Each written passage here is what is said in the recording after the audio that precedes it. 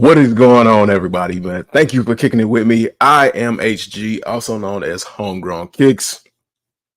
For anybody who's new around here, please feel free to hit that subscribe button and join the family. We're trying to grow around here, man. And if I look like crap and I look like I've been locked in a dark room for an extremely long time, unfortunately, that's because I've been stuck on this college football 25, NCAA 25. It is good, it is terrible, but I can't stop playing it. So yes, I have been locked away staring at a screen for the entirety of like what feels like 48 hours, for the last 48 hours, but I have been playing that. So if you all are Madden and people or NCAA people, man, hit me up and send me an invite, man. Maybe we can go head to head. And I probably am going to have to get this off of the screen for copyright issues. So let's go ahead and get that off of there. I don't want no problems out of EA, because EA is quick to hit you with those copyright claims. But let's see what we got going on here. Kicks Reviewer, what's good, bro? Man, what's good, Kicks Reviewer, man? Long time no see, man. How have you been? Glad to see you come through and show some support too, man. Thank you. I really appreciate it, man. And the family appreciates you as well. But yeah, again, I'm a mess. I know. I feel like a mess. I haven't eaten. I've barely slept, and hopefully I'll be able to do all of that once this live is done, which is why this live is not going to be long and drawn out unless something happens. It always goes a little differently from time to time, never goes as planned. But the most important thing is that we have a good live, man. We have a good show.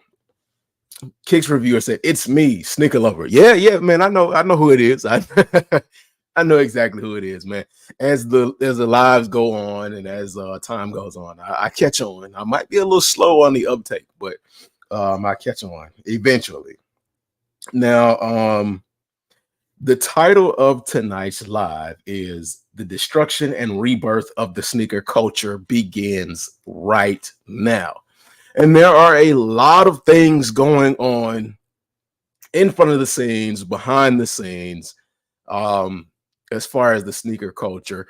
And there are going to be a lot of big changes. There are going to be a lot of small changes, and it's all going to affect us in how we look at the shoes that are being released, as far as how we spend our money.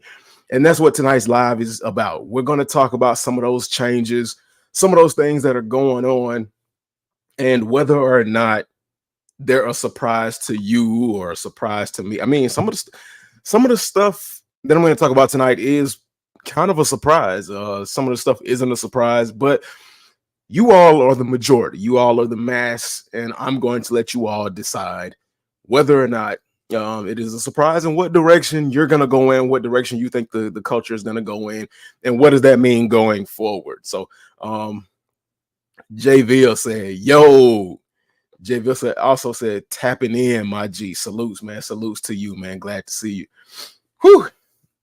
I look as hot and sweaty as I feel. I don't feel so sweaty, but I look as bad as it looks. This is not a mirage, people, man. NCAA, Madden things, man, gaming, it's a terrible addiction. But let's go ahead and I got notes, man. I got to look over my notes because I tried to be more adult. I tried to be more prepared since I've been going over these things for the last couple of days.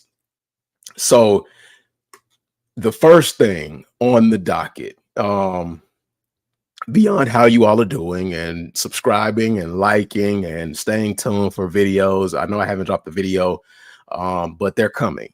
Again, I've been stuck in a rabbit hole, but I'm trying to get out of that rabbit hole. I promise y'all. But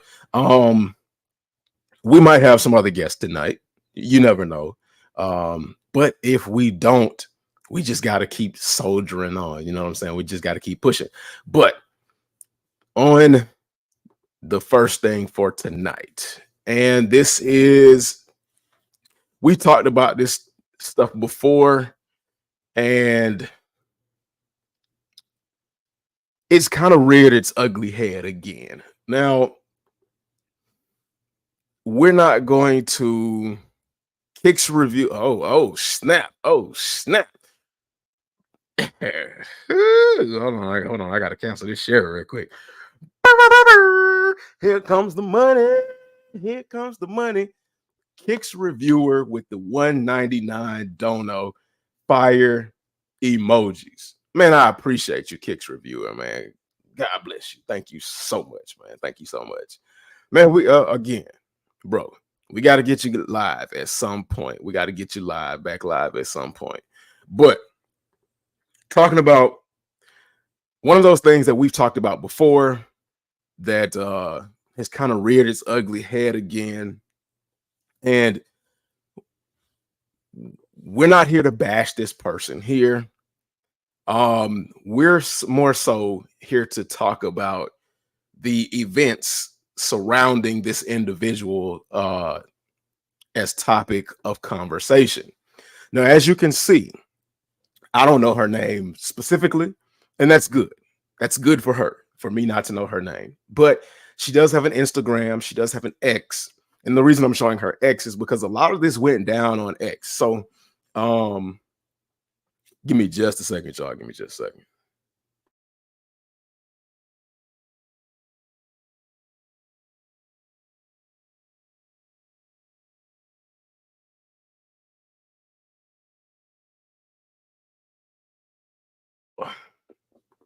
But a lot of this went down on X.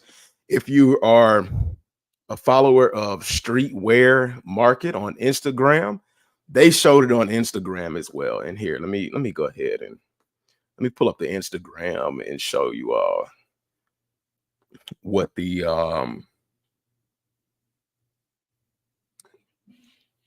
actual call to action was, I guess you could say, if I can find it, because they are okay. Here we go. Let me go back here. Let me stop that. Let me share this one.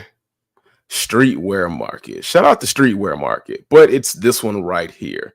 It says sneaker botter gets called out for being a hypocrite. So, like I said before, a lot of this went down on X, and it got so big that it kind of just like spilled over into other social media apps, Facebook, Instagram, so on and so forth. It's basically caught the eye of a lot of people, and this happened last week, like 6 days ago, as it says. But this individual, he was called out by another big time Instagrammer, big time sneaker collector, female sneakerhead, social media. What is the word? Social media personality, what have you. But she put to Jumpman 23 in the trophy room, why couldn't you have found some sort of way to be able to get the sneakers into the hands of people who actually collect and wear the shoes you produce? Now, that is a very good question, a very valid question. And, you know, we all ask those kind of things. You know, it's gotten to the point where we kind of accept it for what it is. You know, pairs are going to get backdoored. Pairs are going to get stolen, seeded, whatever you want to call it. It's just not going to make it into enough hands as we feel. But that's a very good question. So what's the problem? What's the problem with her asking it? Well, the other individual, the other social media personality goes, Not even trying to be funny, but aren't you a botter? LOL. Basically, letting individuals know that this person, Southside Hype, is a botter, a reseller, and basically, why are you asking these questions? Because you're the antithesis of an actual sneaker collector. You are, quote unquote, creating the problem that we have in the sneaker community, where people who actually want to get the pairs and want to wear them don't have a proper opportunity. Now, I didn't invite this individual up here because she already had a conversation with Sneaker Fetish. If y'all don't know who he is, hey, y'all need to find out. And Key to Your Soul on X, and they said they kind of hashed it out, shared their point of views. Some point of views of hers were in question and still weren't, I guess, properly answered, but they did have a conversation. Now, if she wanted to actually reach out to me or get her side of the story out on my platform, I would not be opposed to that. I would actually welcome it. I actually would love to have more female sneaker collectors in the space, in this space, period. But yeah, no, she did not. She didn't reach out, and you know, it's just that's a very fine point. How can you ask for something when you are one of the main reasons why we don't have what you're asking for? Y'all let me know. Was she out of pocket for presenting this question? Does she not have a dog in the fight? Should she have just stayed quiet? Because I agree with Key to Your Soul. Why are you even asking? What? So you can just bot it and take it, take it away from people who want it. Now there's the other side of the page that to say, well, yeah, we might bot, but we're actually helping. Like resellers will tell you all the time, yeah, we might bot, or yeah, we might build relationships with these stores and get pairs backdoor, but we're actually helping you all. And I don't know if I 100% agree with that. JV will say, hey, at kicks. Hey, absolutely, man. 100. Oh, yeah, I seen that. Okay. So priority, man. Salutes to you, brother, man. Hey, if you want to come through, I'll send you the link. Feel free to come through and drop some jewels, because I know you got some jewels on this topic. So what up? What's good? Yeah. What Jay? What up, pimp, man? Hey, right back at you. Right back at you. So you already know, same shit, different toilet. Absolutely. Hold on, let me send this. Let me go ahead and send this invite if I can. But yeah, I mean, for me, I don't know if she didn't know that people knew that she was a reseller or what.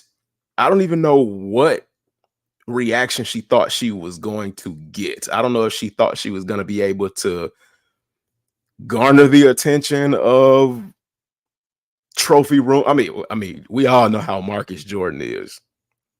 Nah, so and we all know I'm not the biggest fan of Marcus Jordan either. So we know he definitely wasn't going to entertain her comment. Or Jordan. I don't know if she thought she was going to get the attention of Jordan. But we've all tried to get the attention. And I mean, to a certain degree, they do respond, but they don't verbally respond. They respond in the things that they do. So clearly somebody was watching, or they wouldn't have called her out. But I'm on the side that I don't necessarily think that resellers help. Now I would like to get like a 100% true reseller so that they can explain this to me as to why they think they're helping the community. Um, and make it valid. Like because if you're gonna make the point to me that you're helping the community, I mean, I'm not gonna just be your yes man. I need some actual points, and y'all know how hard headed and how stubborn I can be. So it's not gonna be easy to pull the wool over my eyes. But I don't understand. I don't understand how she thought she could help the community by being a reseller. I don't understand why she thought this question was gonna go unnoticed by people who really know the real situation going on with her.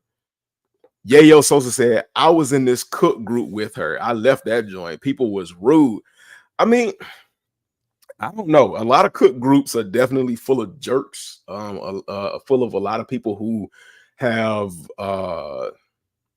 that power complex.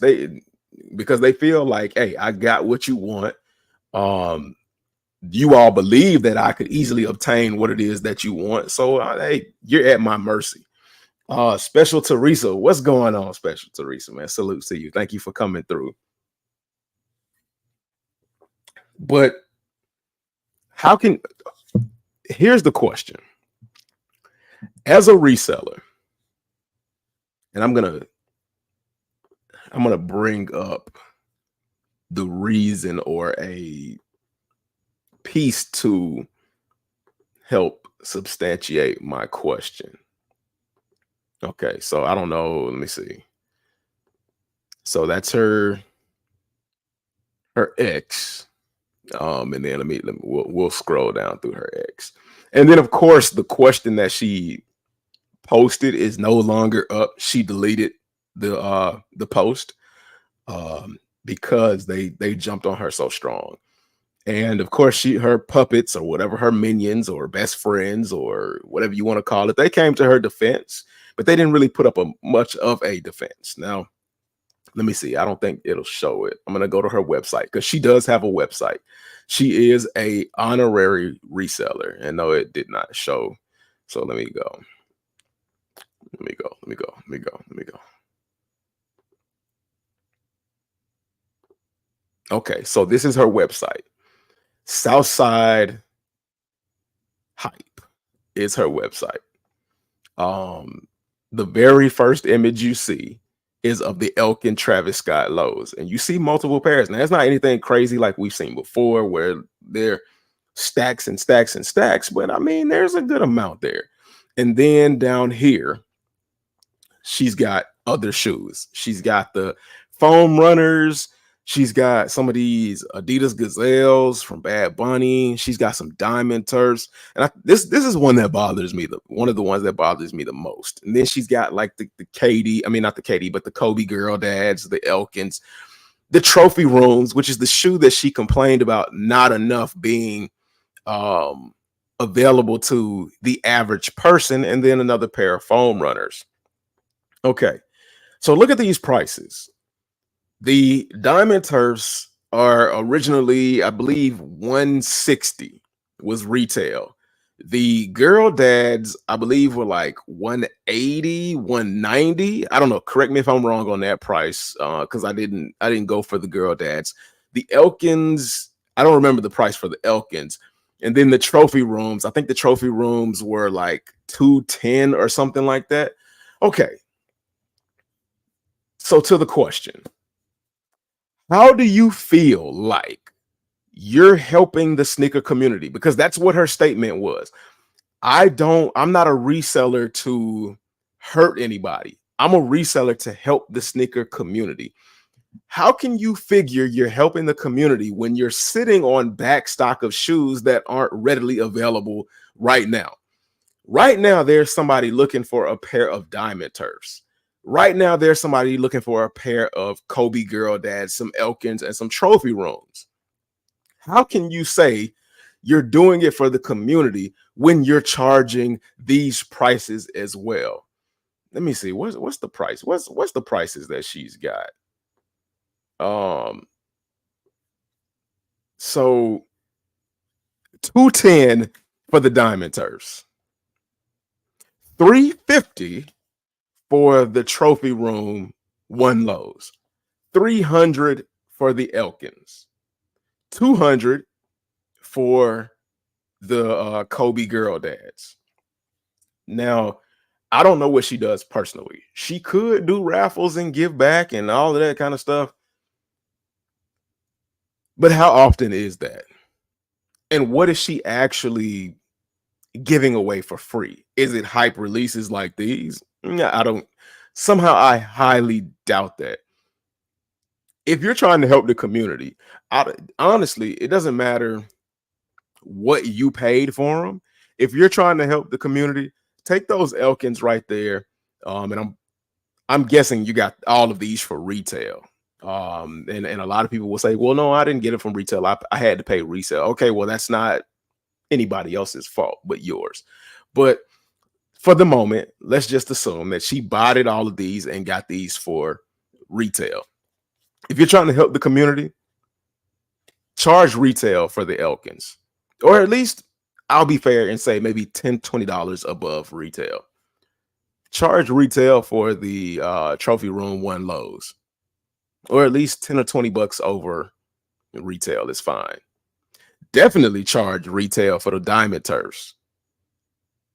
Definitely charge retail for the diamond turfs. So somebody, anybody, what do y'all, is she really for the community? Did she really have a reason to ask the trophy room and Jordan Brand for more pairs? Are you kidding me? Are you really kidding me right now? Yayo said, my guy, salute fam. Yayo said, JVille, what's good, man? Yeah. JVille, what up? Teresa, thanks for being here with the fellas respectfully, man. Absolutely, man. Thank y'all for coming through. Make sure y'all hit that like button, share with everybody, do all that good stuff, man. I greatly appreciate it. She the queen of bots, laughing my ass off. She very well might be. She very well might be.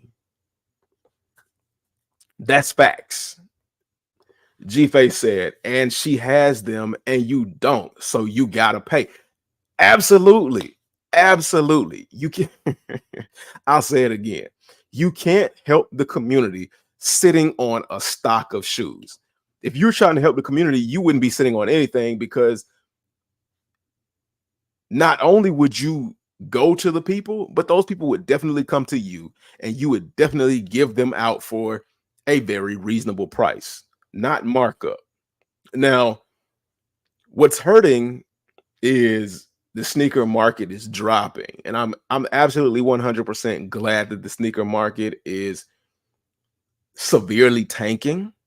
And we're getting back to some below normalcy. I like that. I like that because for a long time the kids have taken over the culture, and the culture vultures have taken over the culture, the ones that are just trying to make quick bucks and trying to, rob our pockets. So I'm absolutely glad that she can't sell these for insanely absorbent prices, but still, this is still insane compared to the fact that some of these are twice the retail price. The general public might get this price. Absolutely. Her circle might get retail. Yeah. Okay. Yeah. You know. And then that's a big might. That is a huge might. Like her circle. And for the people that are close to her, that are getting it for that good price, there's absolutely nothing wrong with that, because let's be honest, if we had the opportunity to have ease of access to something, we would definitely take advantage of it. But all that aside, from her standpoint, she's talking out the side of her neck, man. She's talking out of her ass. Let's just be real. She's not trying to help the community. She's trying to help her pockets. And then, of course, people say, Well, all resellers started out as just regular people who were trying to cop pairs. That very well may be true, but there's a larger majority of resellers that did not start off as individuals who like shoes. That started off because they saw the dollar signs and heard about the ease of access and decided to get into it. And of course, the more and more and more they got into it, the less easier it became. But um all of that aside, even if she was somebody that was already into sneakers and got into it because she was taking her pairs and trading them up for other pairs and all of that, why stop doing that? Now, there are nuances and things behind that, but why stop doing that, man? Why start selling them? Because there's a fine line between selling shoes to upgrade to another shoe and then selling shoes to make what, like 60% profit, 70% markup. There's differences. There's fine lines and there's differences. And I know y'all know what I'm talking about, but I just don't buy her story. She taxing. In fact, she definitely taxing and don't have no problem with it. I mean, I guess whatever makes her happy, whatever helps her sleep at night. What does anyone ever give back to the community? Let's be honest. I hate to say this, but you're absolutely right. Um, because a lot of people get sour. A lot of people get sour at the community and they be like, man, forget the community, man. They either get caught up in the greed or they just get angry and they be like, man, I'm tired of trying to help people. Blah, blah, blah, blah. I mean, people come up with every excuse in the world that they can.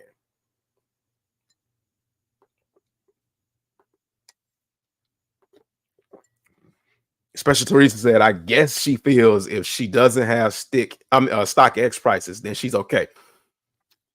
Stock X don't even have stock X prices. Um,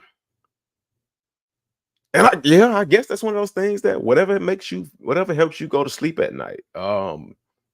That kind of yeah, you're right. She probably does use that excuse a lot. Um, but what's hot will get botted and will resell and will have the ones wanting to be in the trend to pay that premium. You damn right. Because I don't see any. Let's look at this. I don't see any what is that? What do they call them? Flip Jordan 12s.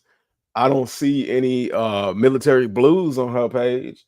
I don't see any Adidas on her page. I don't see any Jordan ones that are like the burgundy pairs or the canary pairs, what they the ochre pair of Jordan ones. I don't see any of those.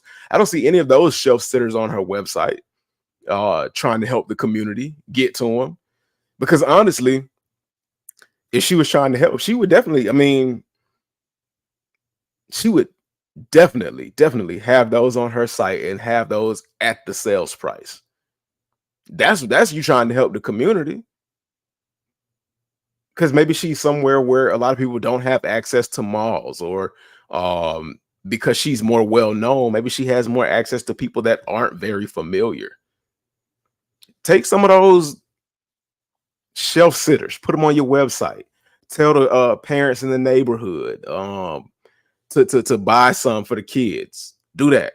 But no, we got highly sought after releases sitting on the website at markup.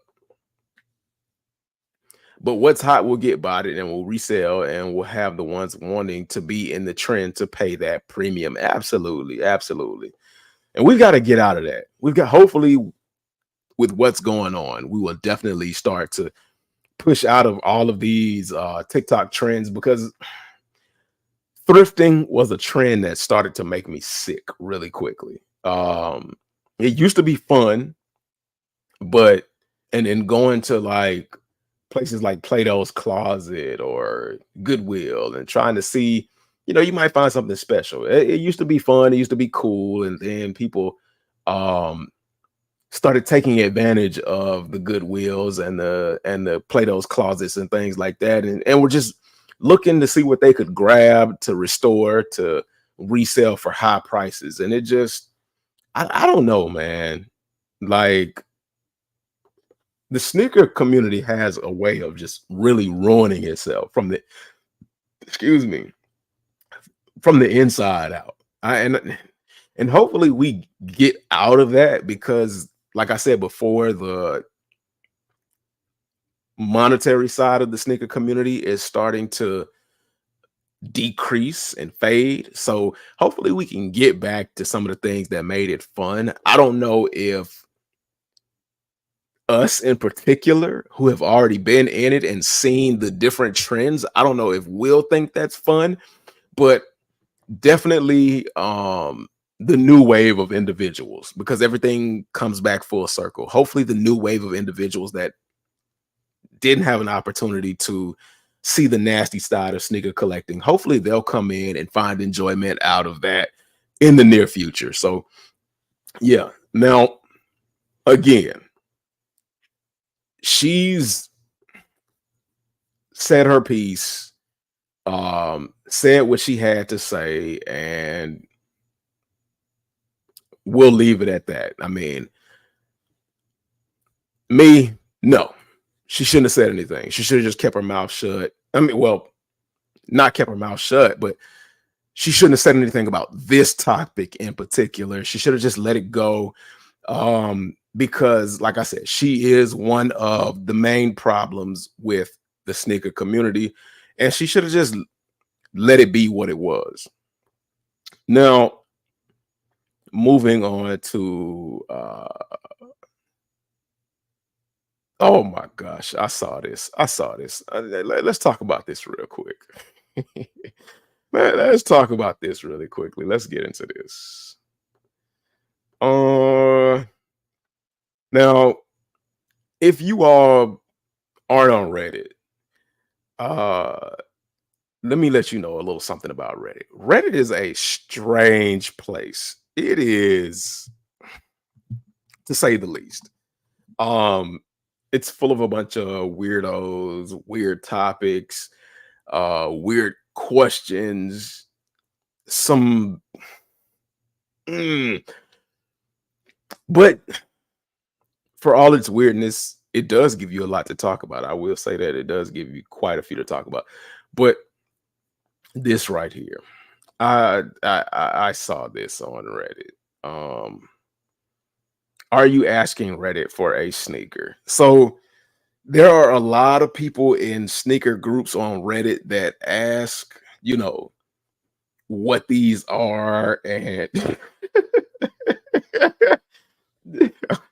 and the little the image in the small circle is hilarious, but that's not on the original photo. But there are a lot of people who ask weird questions and show weird photos and things like this. And this is one of them. I saw this a couple of days ago. Somebody asked what this was, and I commented under the photo and was like, I told them what the shoe was. And when people ask these questions and post these pictures, they're being dead serious, y'all. They're dead ass serious. So I told them what it was, and I did not leave out the fact that I called him a weirdo. Because look at this. Look at this. Now, I forgot who actually posted the picture, but apparently they were in a bathroom. They saw this individual's feet from the next stall over. They took a picture. I guess they were so fascinated in the shoe. Instead of trying to figure out what it was on their own, they took a picture, posted it on Reddit, and asked people what it was. Now, if this is not the most intrusive, weirdest thing I've ever seen, I don't know what it is. But hey, somebody felt comfortable enough to ask that question. Like, where does your mind have to be to take a picture of somebody's feet while they're in the stall doing their business, and then post their foot pic? Like, this is then post their foot pic on social media.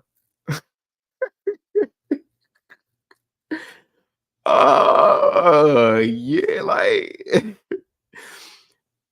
I saw it. I had to get out of it, and I had to erase it from my mind. What's good, Retro Rick, man? What's going on, man? I hope everything is okay with you, man. How you feeling? I was looking for you the other day, man. I know you were supposed to go live. I figured, man, you might have been knocked out. Uh, like I didn't ask too many questions. Hold on, let me send you a link to the live if you want to pull up to the live and kind of speak your piece. You know what I'm saying? But yeah, I figured you might have been knocked out, brother. All right, I sent you the link. Send it to you on IG. Send it to you on IG. But yeah, this was one of the weirdest. Well, yeah, this is one of the weirdest things I've seen on Reddit. Now, it is not the most weirdest thing because okay, and take it how you will. But like there are people who post nude photo. Like there are a bunch of women on Reddit who post nude pictures with them in their sneakers, and it's a sneaker subreddit. Um, there are people who ask, "How do you think they look?" All kind of crazy stuff. Um, if you're looking for something to talk about, go to Reddit. I'm not gonna say I highly suggest it, but it's never a dull moment. I will say that. I will say that. Um, Retro. Let me ask you. Now I know you're not a reseller, but you do give back. You give back a lot. So real quick, and I'm sorry, chat, real quick, because like I said, I gotta get somebody's opinion on this. So this lady here, Southside Hype, she is a reseller. Now she doesn't consider herself a reseller. She tagged on X. She tagged Jordan Brand and Trophy Room, and she asked them, "Why don't you make more pairs available and easily accessible to people that want to get pairs?" Another social media personality said, "Well, why are you talking? Aren't you a botter?" She's a botter and a reseller. Her response to that was, "I don't resell for me. I started out buying multiple pairs of shoes to get the pairs of shoes I want, and I basically do what I do for the community." Now she's got a website. That website can't be for the community. She got an online website and she's got stock of shoes that people can't readily access, and she's got them like 2-3 times retail. What do you think about it? Do you really think she's doing that for the community, or you think she's doing it for her own selfish purposes, and that she truly is a reseller, which would be the opposite of what she's trying to express to the world? But yeah, let me know what you think about that. Let me see. Let me look at these. Oh my gosh, it's a lot of crazy stuff going on.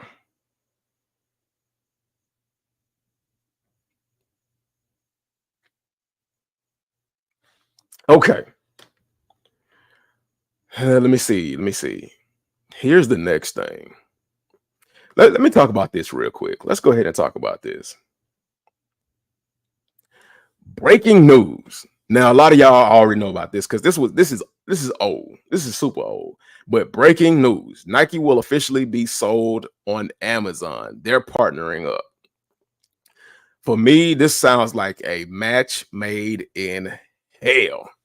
Now, we all know how terrible Amazon is. We definitely know how terrible Amazon is. We definitely know the problems in the sneaker community with the legitimacy of shoes. Um, and that's why I say this seems like a match made in hell. There's gonna like resellers can already sell shoes on Amazon. So how will you be able to distinguish between what's a Nike product and what is a reseller's product?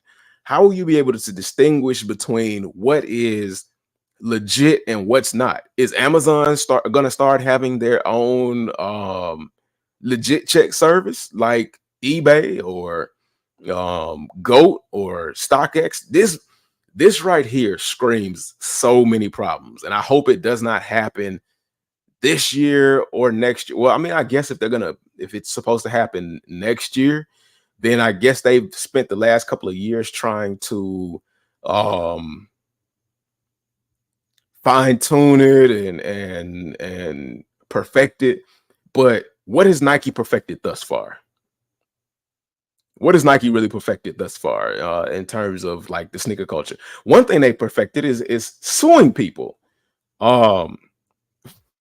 which is going to go into our next segment. Now, I guess it was only a matter of time, and I guess Nike said that they got to be fair.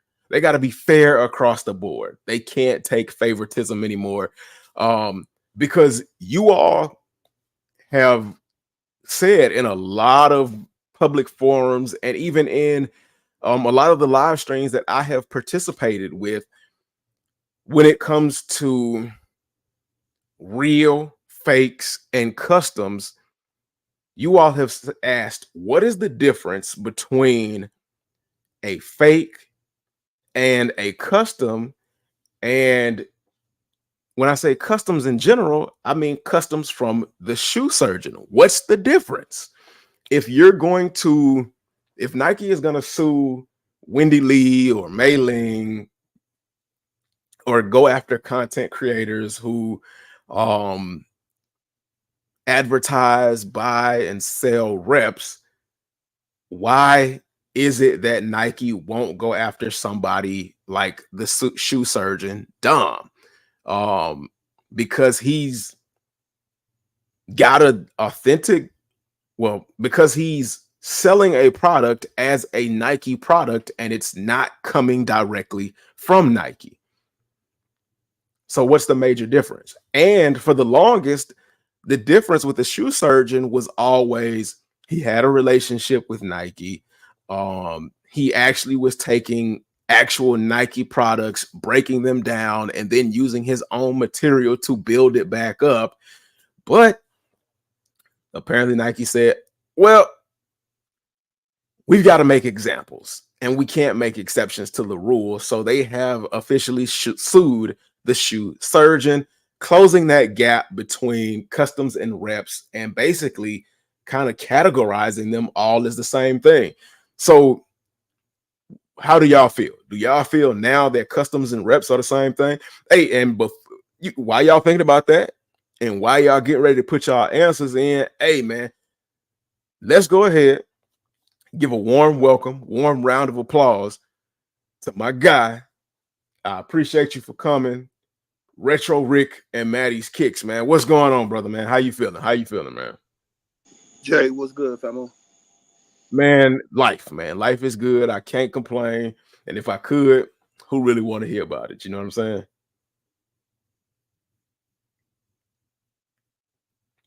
So, the shoe surgeon, they sued him, man. What you think about that?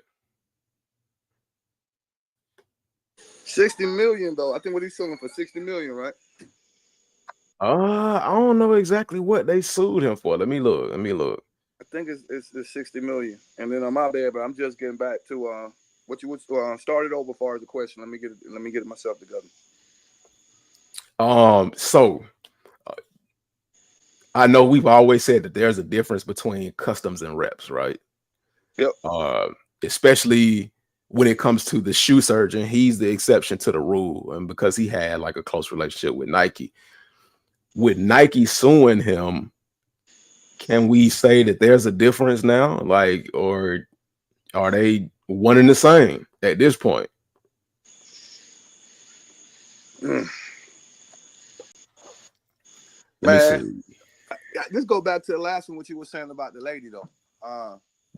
Everybody resell, bro. It's just how you do it. So I know you were saying something about the lady. I was catching on the back end about her botting and helping out the community. I mean, Dominic can pretty much say the same thing. It's like he helping out the community, but I mean, ain't nobody complaining about his prices. Yeah, I mean, but you know what? I don't think people complain about his prices because he's not taking a sought after shoe off the market. Nike obviously running up 60 million. They complaining about something. Then yeah, Nike complaining, and they throwing in the class too. They mad about the class. He been teaching people how to customize and saying, I guess the material. Going back to what you were saying about the material, they were saying the material wasn't, I guess, authentic, or it wasn't a real material or something like that. Right. So, right. 60 million. And some shoes, I'm sure he got sanctioned for. I'm sure they're not probably coming from the shoes he got sanctioned for, but it's probably like all the other shoes. I feel like they just let them build up like certain athletes. We seeing Devontae Davis coming out with all his shoes. Right. He's charging a pretty penny for them, bro. He ain't gifting them shoes now. You know what right. I mean? And, right. I guess in Nike's kind of defense, if I was gonna be like that, I would just say, hey, they went after everybody else. Why not him? But I wonder. They went after Kai. They went after yeah. They went after Bait. They're going after bootleggers. They're going after some of everybody, bro. So I mean, it's like everybody at the end of the day all know what they're doing, bro. Like they all know what they're doing. Now they just started picking on a little kid on the side of the corner, like on some lemonade type shit. They in trouble, bro. Like I think the community get behind them. Like I mean, like you know what I'm saying? Like a little kid doing a customization of Air Force One, not just mass production, but you got to think about the one Nike's coming at, bro. These people got factories. They well known. They doing mass stuff, bro. And hey, boy, internet don't lie with the paperwork.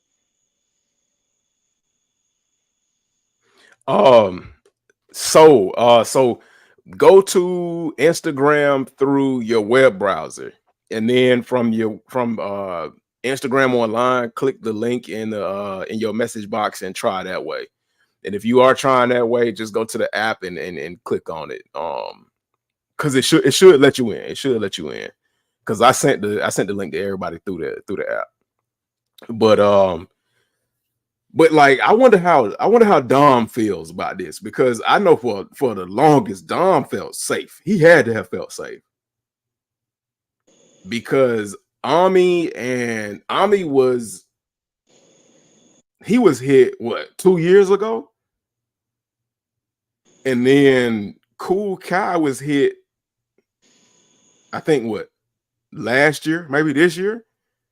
I think this year, yeah, it was But look, you got to think too, though. Now, even in the paperwork and all of them, bro. Every last one of the people we probably naming these factories, and it's not even me dropping names.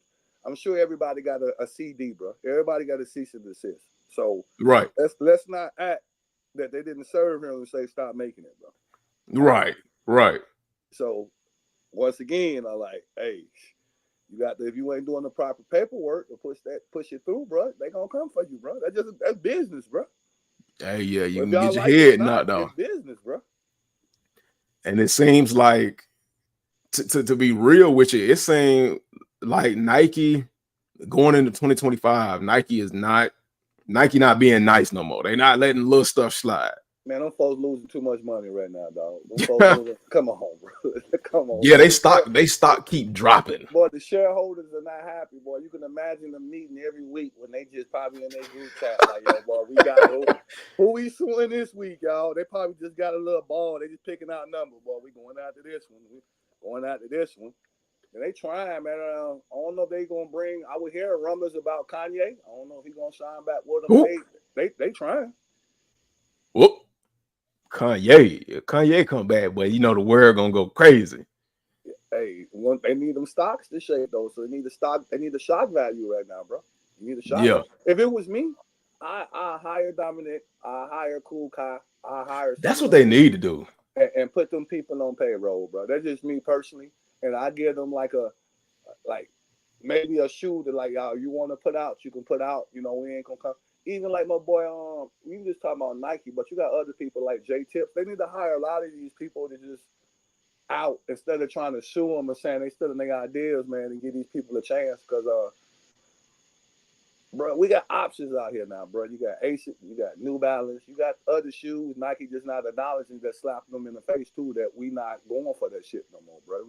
Them prices, you getting tired? Come on, bro. Like I'm a 95 Air Max guy myself, but them shit still 170, and you got a damn near. True. You see what I'm saying, bro? Ain't no new. Oh. Okay. I was gonna say retro clad. He came back. All right, here we go. Yeah, I just feel like people ain't going for that no more all the way around, bro. But so Nike, like, yo, we losing money, we gonna go get it from somewhere else, and that's what's going on, bro. You know what? When you said that, it made me think. So before the resale game got heavy, Nike's prices were at a certain point, and everybody was okay with it. Jordan Brand in particular, when Jordans hit that 160, 170, a lot of people were saying that's that sweet spot. That's that spot that they can all live with when it comes to the quality of the shoe or quality lack thereof. The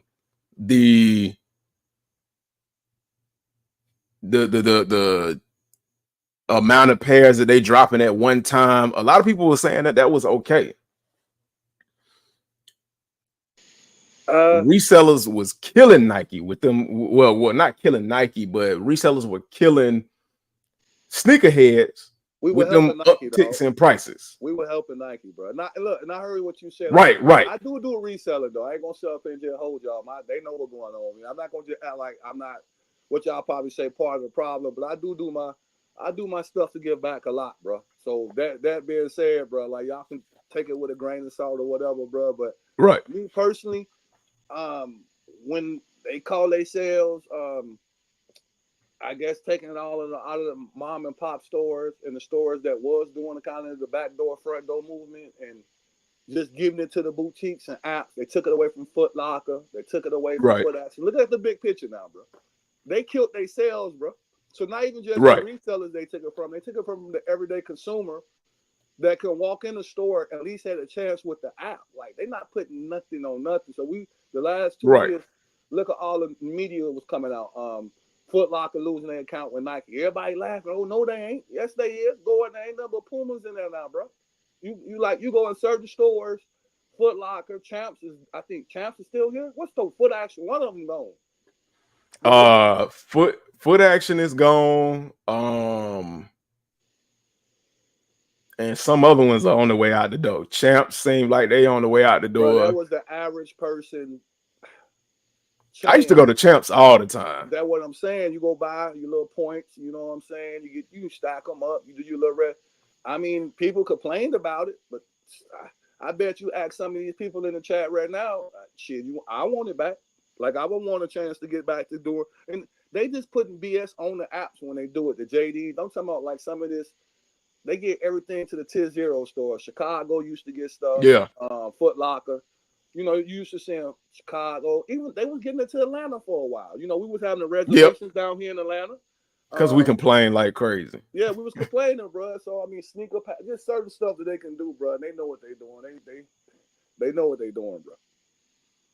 So like a lot of okay, so from what you said, it sounds like a lot of it is a double-edged sword because I do remember hearing a lot of people who resell say we were helping because we were taking them off the shelves and basically buying bricks. Yeah, we're buying bricks. Right.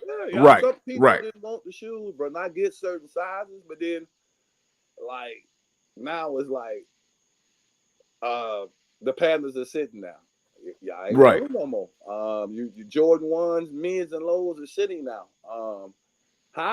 Even highs are starting to, lose this Right. little edge on it. So it's like Right.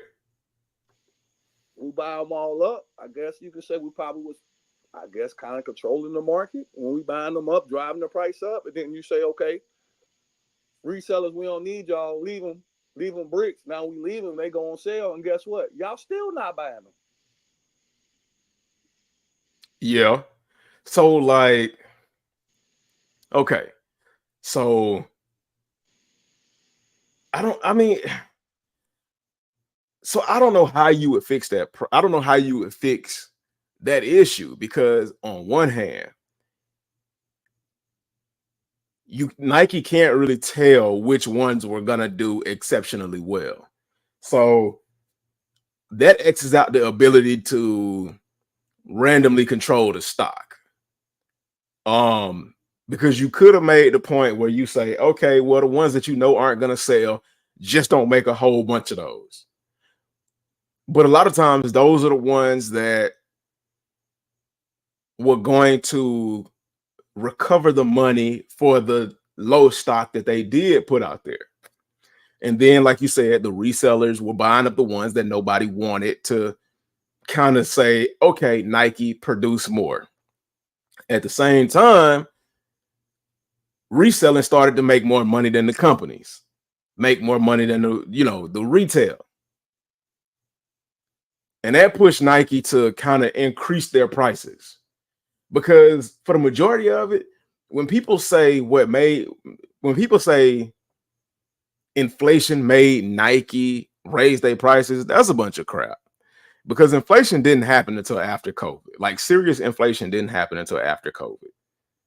And then in these spaces, we had the conversation where we were like, resale is pushing Nike to raise the price, their retail price, because they're seeing, hey, if somebody can buy my shoe for $160 and then put it on the aftermarket and make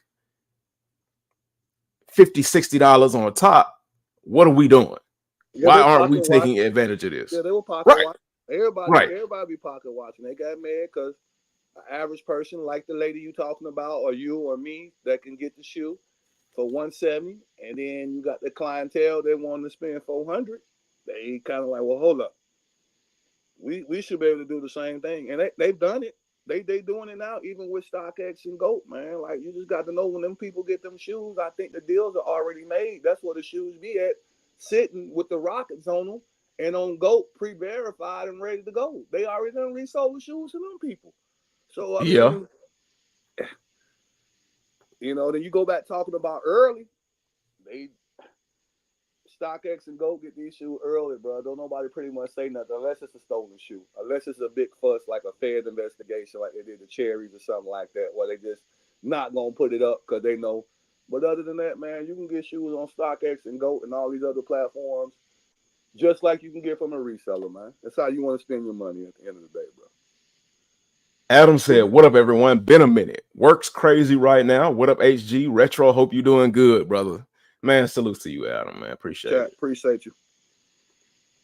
This year, Nitro said, some people have forgot before Nike lost some of their court battles. Yeah, they did. No, hey, look, ain't nobody forgot, because we was laughing at Nike hard for losing some of them copyright court battles. That's why they went and re-upped their what was it? The ownership of certain things, and then certain things they missed out on and stuff like that. But yeah, we ain't forgot. 110 for a pair of lows was dope, man. Yeah, that was a good price. What are lows now? 150, 160. Yeah, that's kind of crazy. 180 for the Air Jordan 1 highs. Yep, everything going up. Price point is definitely killing the Jordan side of Nike for sure. When you can go resell and pay less, you're gonna most likely go that route. Most releases, I know lately I've been buying that way. So yeah, Nike decided to raise the prices in order to try to keep up with the resellers. Like you said, pocket watching. And they said they raised the price. Well, they didn't say. We kind of came to the conclusion that they raised the prices to kind of push out the resellers, to try to help the sneaker community. How true that is, don't know. Don't think it is very true. I think it was more so like Retro was saying, they just pocket watching. They were just trying to, they were jealous that they were missing out on money, and they wanted to get back into that pocket, so to speak. They wanted to get back into that wave. So they just kept raising and pushing the limit on how much they could get. Now, we as sneakerheads, they finally pushed us to the breaking point, because now ain't nobody finna pay $210 for half of these shoes that they dropping. Look at how some of these grails, so to speak, set. Look how they done disrespected a lot of these shoes. And it's gonna happen again. It's gonna happen in 2025. A lot of these shoes finna get disrespected. They finna get disrespected the wrong way. Which one do you think gonna get disrespected, bro? Like, you're right, though. It's been a lot of shoes that, like, the playoffs got this, what you call them, the He Got games, the playoffs got disrespected. Yep. The Burgundy 5s. A lot of shoes got disrespected. That shit. They definitely shit. What you think on shit for 2025 if you just had to pick one of them that's coming up? I gotta see that 2025 list. Because I know James was talking about the 2025 list, but if you were me, I'll probably say that I'll probably just say the 9, just because I'm not a 9 person, but you know, people can argue me up all day and loud in the comments, and I'm ready for it later on. But yeah. The 9's definitely gonna they definitely gonna sit. Now, me and James, we went back and forth about this one. Those Fear 4s. James in love with those Fear 4s, and they're not bad, but people nowadays don't care nothing about that. Like they don't care. Like those, unless they severely limit the number of the Fear 4s, I do believe the Fear 4s are going to sit. Like, I believe you're going to be able to go into the mall and get you a pair of Fear 4s, try them on, see if it's the right fit for you, and walk out the door if you want them. The black and white shoes? No, those are the White Thunders. I'm talking about the Fear 4. Hey, let me pull them up. Let me go ahead and pull.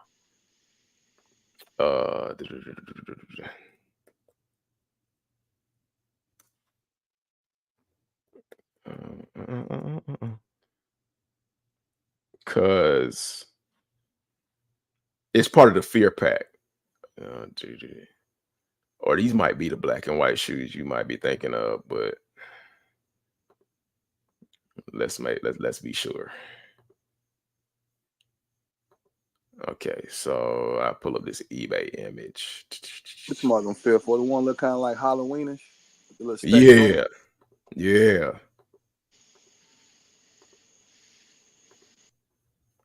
And I don't know if this is okay. So it's a 2013 pair. These joints right here.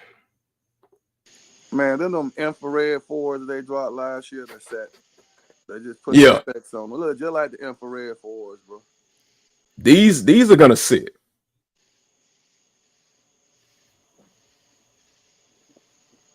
They ain't an OG though. I thought you were talking about. I need like a. You know, we talking that like I was talking to my partner the other day. We talking about that clock. I'm talking about that grill. You know what I'm saying? That 1 through 14 coming out. Right. This so one that one kind of, because people ain't gonna know. I'm talking about the shoe that got that history. What you think gonna sit? I don't see nothing shit besides the Jordan 9, and it ain't gonna instant sell out. What I mean by shit, it'll eventually move. But I think everything else Jordan brand dropped for 2025, I think it's gonna go, man. I will argue up and down about them the Jordan 10, the caps, but I think they might move too, because people want the they're gonna move.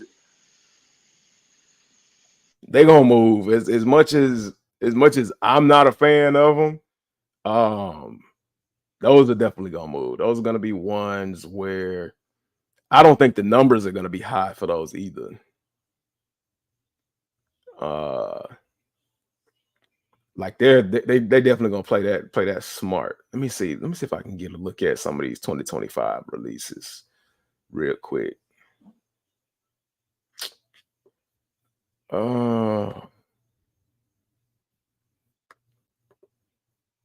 Let's see.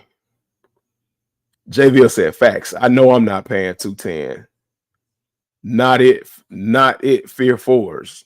He said, don't call me or bring attention. Let me see. Hold on. Let me see if I can find it.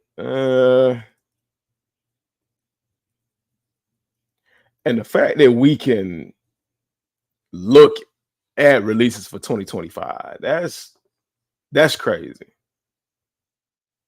No, they telling y'all go ahead from really before Black Friday, really October. They not playing, bro. You got the Cement 3s. I think that November 23rd release day, that is a Black Friday too. So y'all good luck. Everybody gonna have that money, that Christmas money, Black Friday. Everybody gonna want that shoe for their significant other to be under the Christmas tree. Then you gotta deal with the Columbia 11s too. Yeah, okay. Okay. So nah, the Valentine's Day joints, those for the ladies. Okay, so this is gonna fly. We already know that's gonna fly. More than likely, it ain't gonna be a lot of pairs either. What's the release date on that one? That is February 14th, 2025. Retail suggested retail price $200. That's so whatever All-Star Weekend is, that's what that shoe is gonna be. Majority bulk. That's what you're gonna have to go to get that shoe. So y'all, everybody, pay attention. If you want that shoe for box price, or if you're trying to triple up. I need these. Found out wherever All-Star Weekend gonna be, and tell them Retro sent you.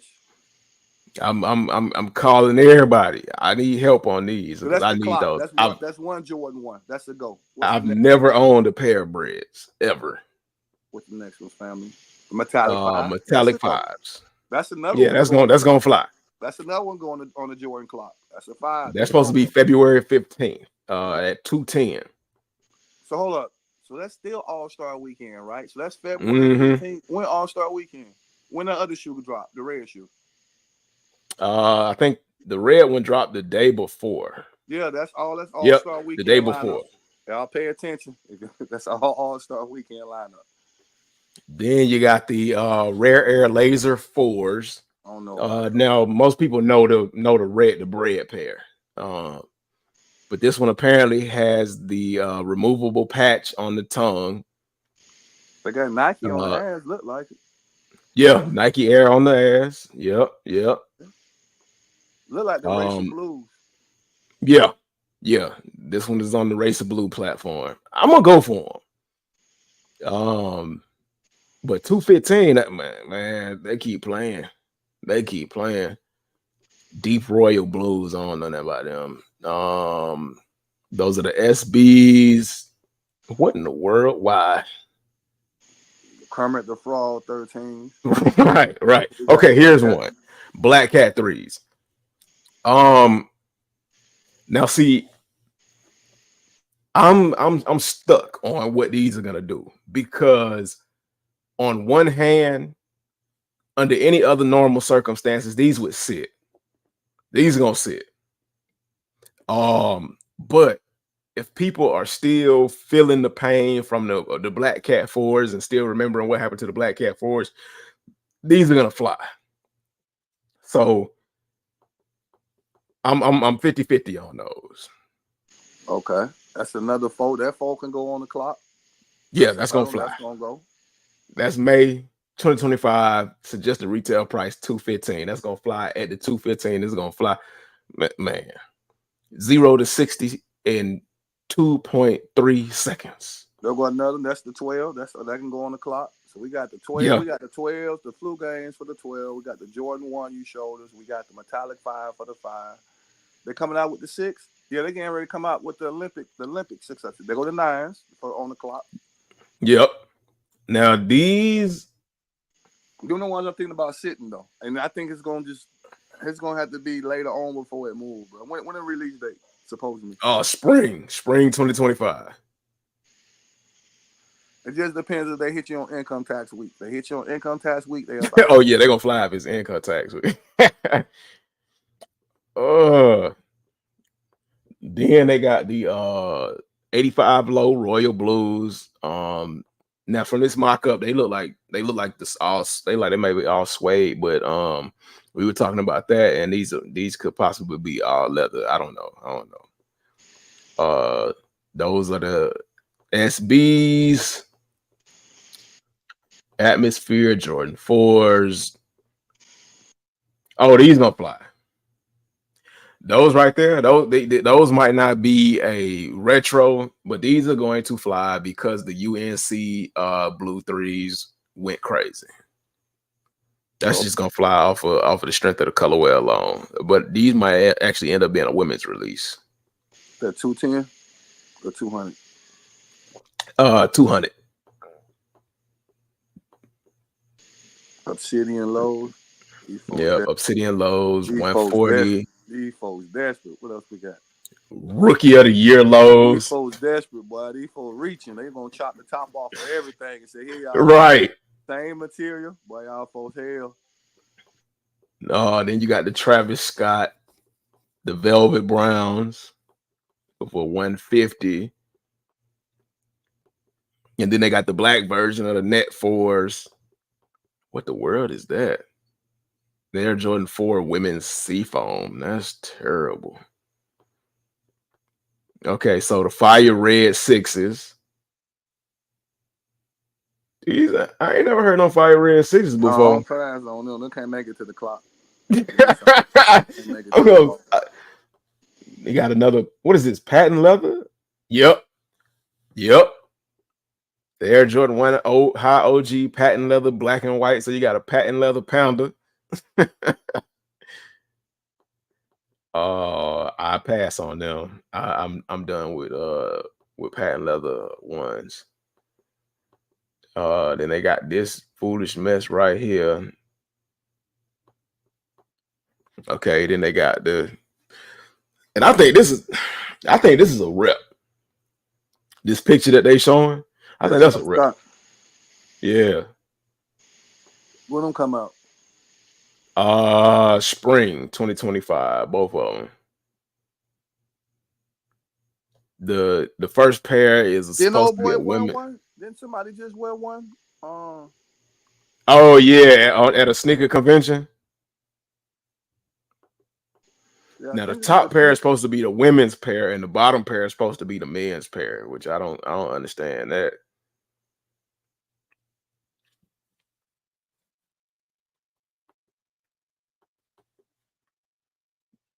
Let me see. What else we got?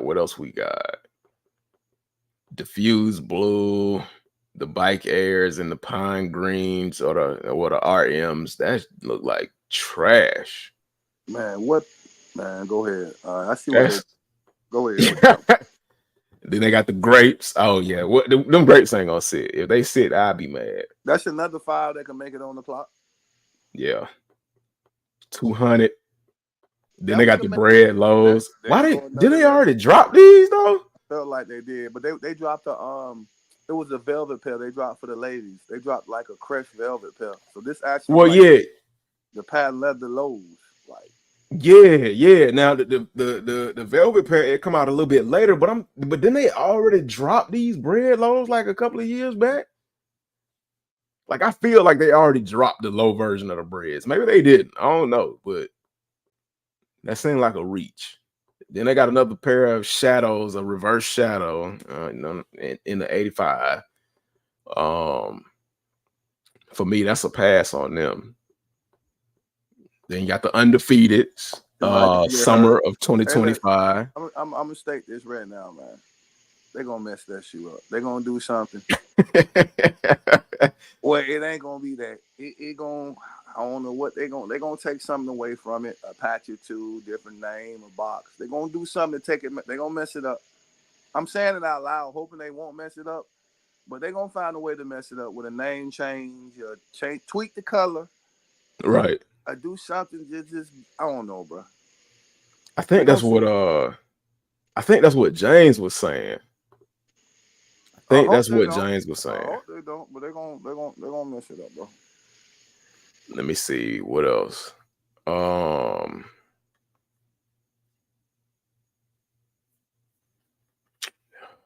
What else? 2025. Then they got the Mellow 12s. That's gonna sit. Unless they do a limited number, that's gonna sit. Mellow, yeah. Cause ain't no point in that. Ain't no point in that. Then they got a women's sale 3. How many sale 3s are they gonna do? Man, I was just gonna say that. I feel like that one just came out too. Then they got a trophy room 6. And then they got the third pair of I'm on year 5s. Supposed to be for the summer. And then they got the rust pink lows because they did the rust pink highs. And then they got the aqua. This one that's gonna be disrespected. Hey, aqua 8s. I think that one might make the clock though. That I can see the 8 making a. I can see that one making a clock for me, man. I can make that one. I can rock that one, man. I can put that one on.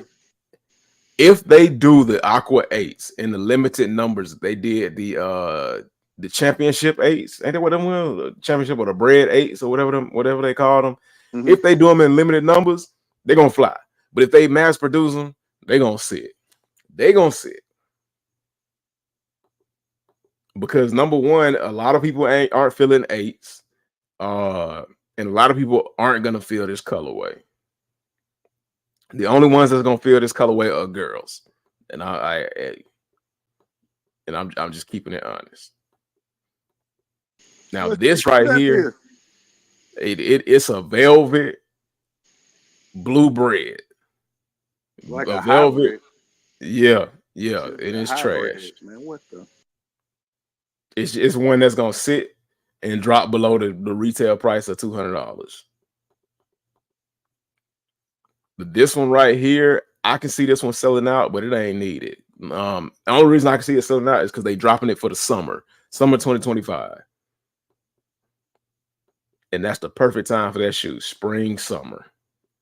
The Swarovski Crystal Jordan 1s, I want them just because they got the crystals in them. But other than that, what's the retail price on that shoe? What, the Swarovskis? Yeah. It don't say, but you know it's probably gonna be 300. Up through there. Air Jordan 1 Low OG Phantom. Now the UNC Reimagine. That's another one. That's a better image than I've seen. So basically just like the Reimagine. Right. It's just the UNC. They got the collar around the. Okay. Right. Z Sneakerhead, he gonna give you a better look at it. It's gonna be a little bit more realistic, but that P yellow everywhere that I saw the last time, and then bright dentist visit white, that wasn't it. These are okay. These are okay.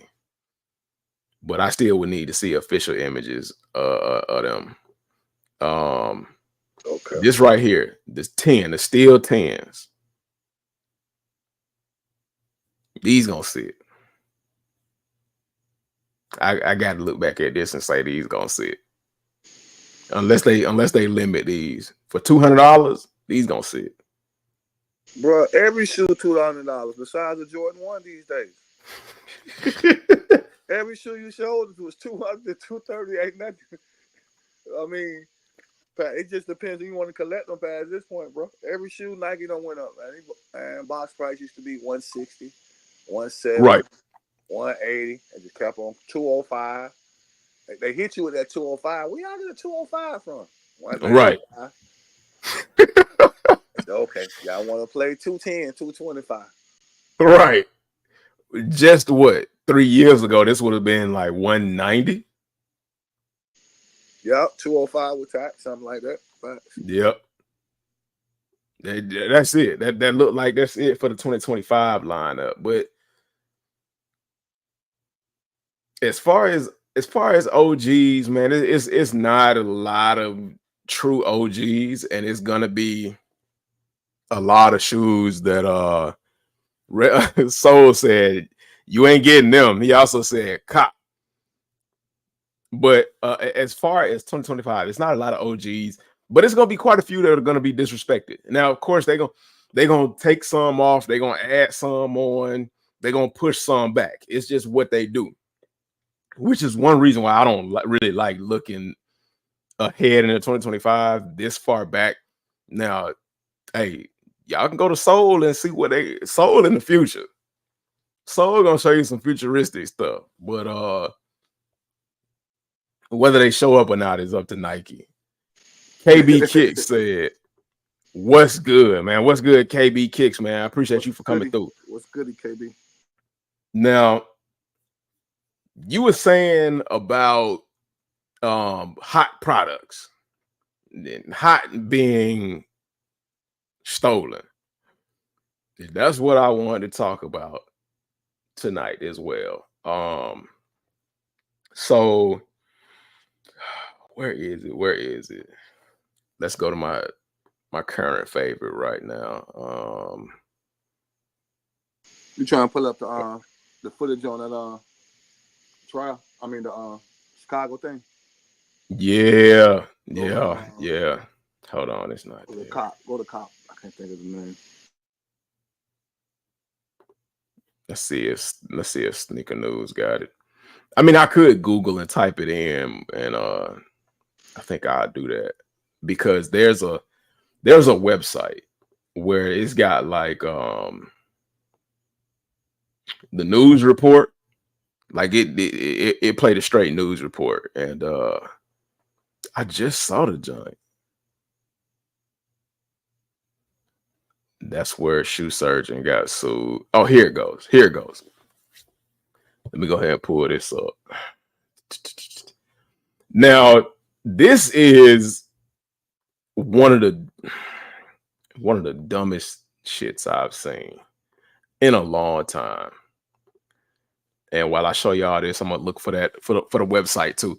But it says Chicago police recovered $2.5 million worth of stolen goods. Now, as you can see from the clip, I don't even know what 11s those are, but they've got the Paris 4s. Now, Paris 4 is no longer this shoe's name. It's got the nastiest name I've heard from Jordan Brand in a long time. Wet Cement 4s.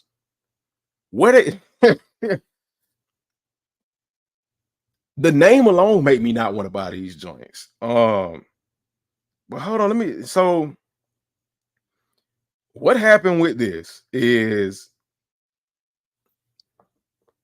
there is and I don't think, okay, so Nice Kicks actually says the name of the store, but other posts didn't give the name of the store. So the name of the store is Flea Club. It's a store up in Chicago, Flea Club, and there are two owners of the store. One owner decided he was just, well, I don't know if it was just one or both, but one got caught along with one of the store associates. They decided that they wanted to make the dumbest deals possible. They were buying stolen shoes and shoes that they know were stolen. They were being told that they were stolen before they took them in. They were buying stolen shoes, and those same shoes and designer products they know were stolen, they were selling them. Now, if you look on this table, some of this stuff is a little questionable. So it says authorities recovered $2.4 million in stolen, unreleased sneakers and luxury goods from the Flea Club. And that was another thing. Apparently they were selling some of these Wet Cement 4s before the release day. Now we know that's not uncommon. We also know that stores are not supposed to do that, but we've seen stores and resellers and things like that get them early, sell them. StockX, so much to the point. They do it too. Right, StockX, Go, all these other resale apps. I'm pretty sure eBay got a couple pairs on there for sale too. But we've seen them sell them early, so much to the point where we've just gotten kind of used to it. And when people hear, oh, they were selling unreleased shoes early, well, what the problem is? It's always been illegal to do that. in accordance to Nike, it's always been illegal to sell shoes before the release day. Which is why you got backdooring and people do it under the table, and why people used to refuse to give the box until the actual release day.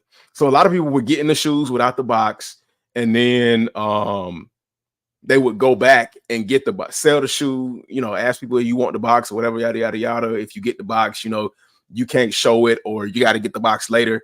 All that behind the scenes stuff. They were doing that, and then, you know, come release day, they showing the box and stuff like that for legitimacy, or you either trust who you buying it from and you buy it without the box, what have you. But they were doing all that crazy stuff behind the scenes, and the police ran up on them. It said undercover cops confirmed Flea's illegal transactions by buying and selling stolen goods to Flea. Police claim that Flea employees told undercovers what items to steal. Retro was talking about this on a live that he was doing a couple days ago. Or was it live, or was it the personal conversation we had? Retro was talking about this though. It was on IG. How they set themselves up. Not only was not only one of their biggest problems was they were knowingly buying and selling stolen goods, but they were requesting for items, basically requesting for items to be stolen. And then also, if you look at some of the images that were shown, hold on, let me see if I can bro, I've been trying to prep for this for a minute. And let's see, let me find that website. ABC 7 Chicago there. But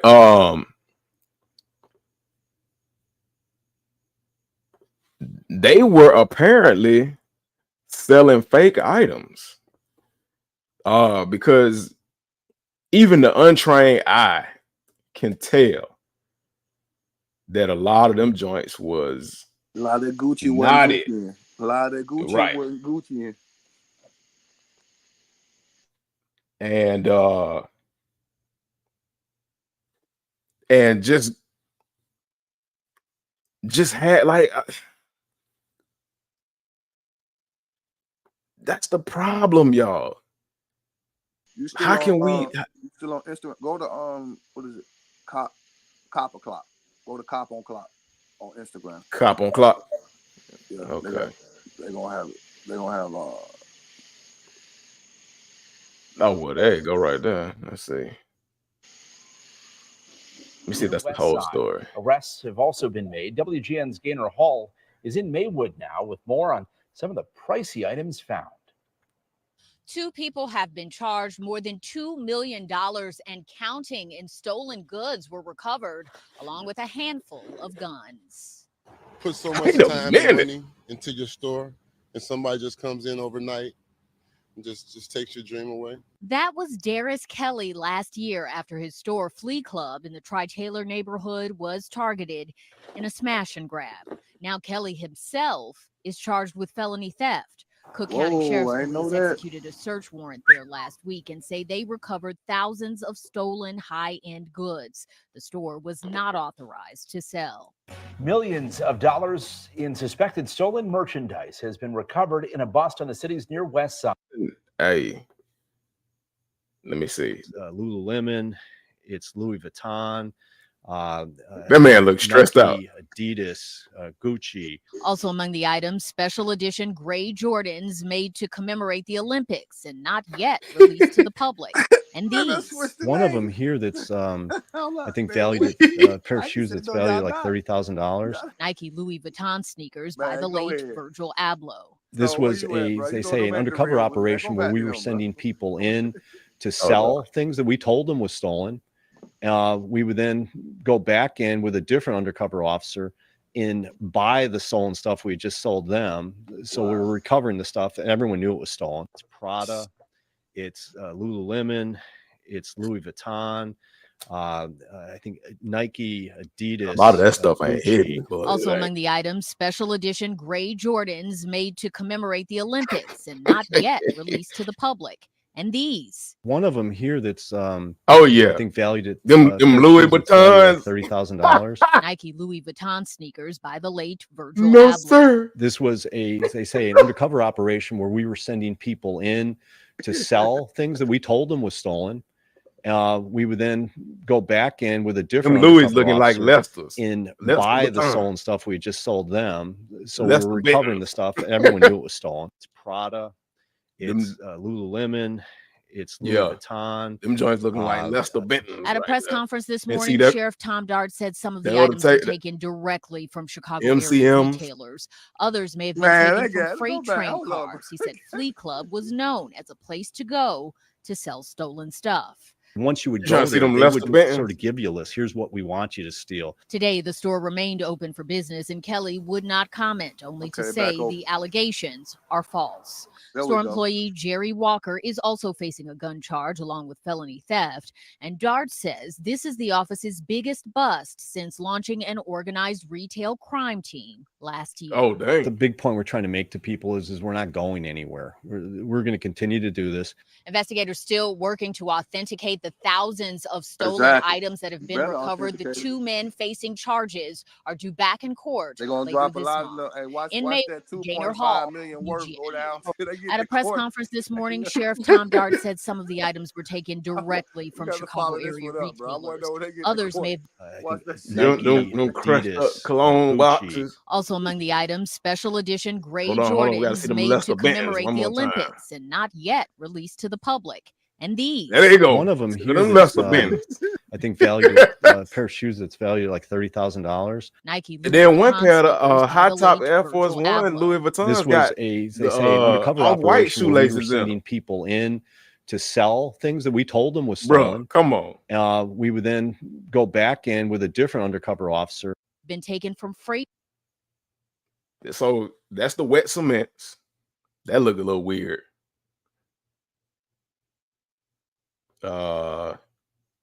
Look right there. That Louis Vuitton. What they all do? Are the Louis Vuitton laces supposed to say laces on them? Yes, sir. Okay. Okay. So okay, man, boy. I was about to say. But yeah, there go them Lester Bentons. Oh my God. Not the red boots. Not the red boots, man. I seen some Jordan 1s on there. I seen them electro oranges, man. Come on, man. That wasn't too much. Right. Yeah. How y'all get 2.5 million on the table, bro? What we missing? Like, if that was the whole table, and y'all said 2 point, some man adding up, bro. Something. There they go. The electric oranges right there. Man, look at some ships. Look. Right, have some airships. They got some bread. Shadows, some breads. These 13s. They got the Jordan 6s. They got the what them is the trophy room 6s. No, the 7s. The trophy room 7s. Yeah. They got the joints with the X on the box. The Jordan 1s. Dang, what's the name of them? James got like 2 or 3 pairs. 2 point. I don't know. Y'all see 2.5 million. I mean, they must be in these designer boots over here. Right in there. the boxes. They must have took everything in the boxes out behind. What y'all think? Okay, there you go. There you go. Cause see, here go the designer stuff down here. There you go. Cause see, they got Gucci, Louis Vuitton. But I don't think I don't think like, okay, it's gonna be hard to prove everything stolen when it come down to it. That's exactly why it's bail and do it out. You gotta think about right. Now the items that however that went down that they But do you think the items that they took to them equaled up to at least $1 million? That's because when police decide they finna when police decide you hot and they finna do a bust on you, they don't just do nothing little. They make sure they hit you with something where they can make an example out of you. Yeah. But like I said, they got to authenticate. You heard what the news reporter said, and I would say the same thing, bro. When they get the hold on, here go your boy. Y'all know and love him, man. Hey, hold on, what's going on, man? Oh man, chilling. You coming out the dungeon too? You coming out that college dungeon? Yeah, I forgot. You sent me the link yesterday, Right. and it crossed my mind today, and so I was just live on the game. And I'm like, let me see if Homegrown want to play, because he did say he'll play me earlier, and I forgot all about you going live today. So that's my fault. I forgot my doggone self, man. I'm up here trying to on NCAA. I'm up here trying to like bring in the new recruits and send out recruitment letters and all of that. And I'm looking, I'm like, dang, it's 7:57. I had to push the line back to 8:30. But yeah, no, man. It's all good, man. If y'all look, I told them earlier that NCAA got me in a dungeon, man. They gave me the dungeon look and everything. Yeah. Okay, Average, what's good, my guy? What up, Rick? You doing good? I worried about you yesterday. Yeah, bro. The stream still set up to go live, boy. Right. The man's got me messed up. Yeah, that was Homegrown saying. He was like, he figured he was on that med and it got I on. did therapy today. I gotta do therapy again tomorrow. Dinners and some more stuff. So I'm just gonna buy. I'm out right now, bro. I'm just enjoying. I see my boy Homegrown. I said, let me push up real quick, man. You know how how we get when we get on the phone, shit. So that we still on the live, bro. Yeah. I was hoping he was gonna still be live by the time I got finished. Supporting y'all know ghost watching, man. Hit that like button too, man. Right. What up, J-Ville? But yeah. So they a lot of that's got to be tied up in the stuff that they brought. And then, like you said, they got to go back and authenticate some of the stuff. So I'm guessing the stuff that they brought, they already know whether it's real or fake or not. Yeah, and probably to have it add up to a certain amount for them to, say, okay, here we come. Right. But how they gonna authenticate the extra stuff they took from them? What if the stuff they got fake too? I know. Like I don't know. I mean, but one thing police will do, they will make sure that they do have enough to prosecute you. They ain't finna just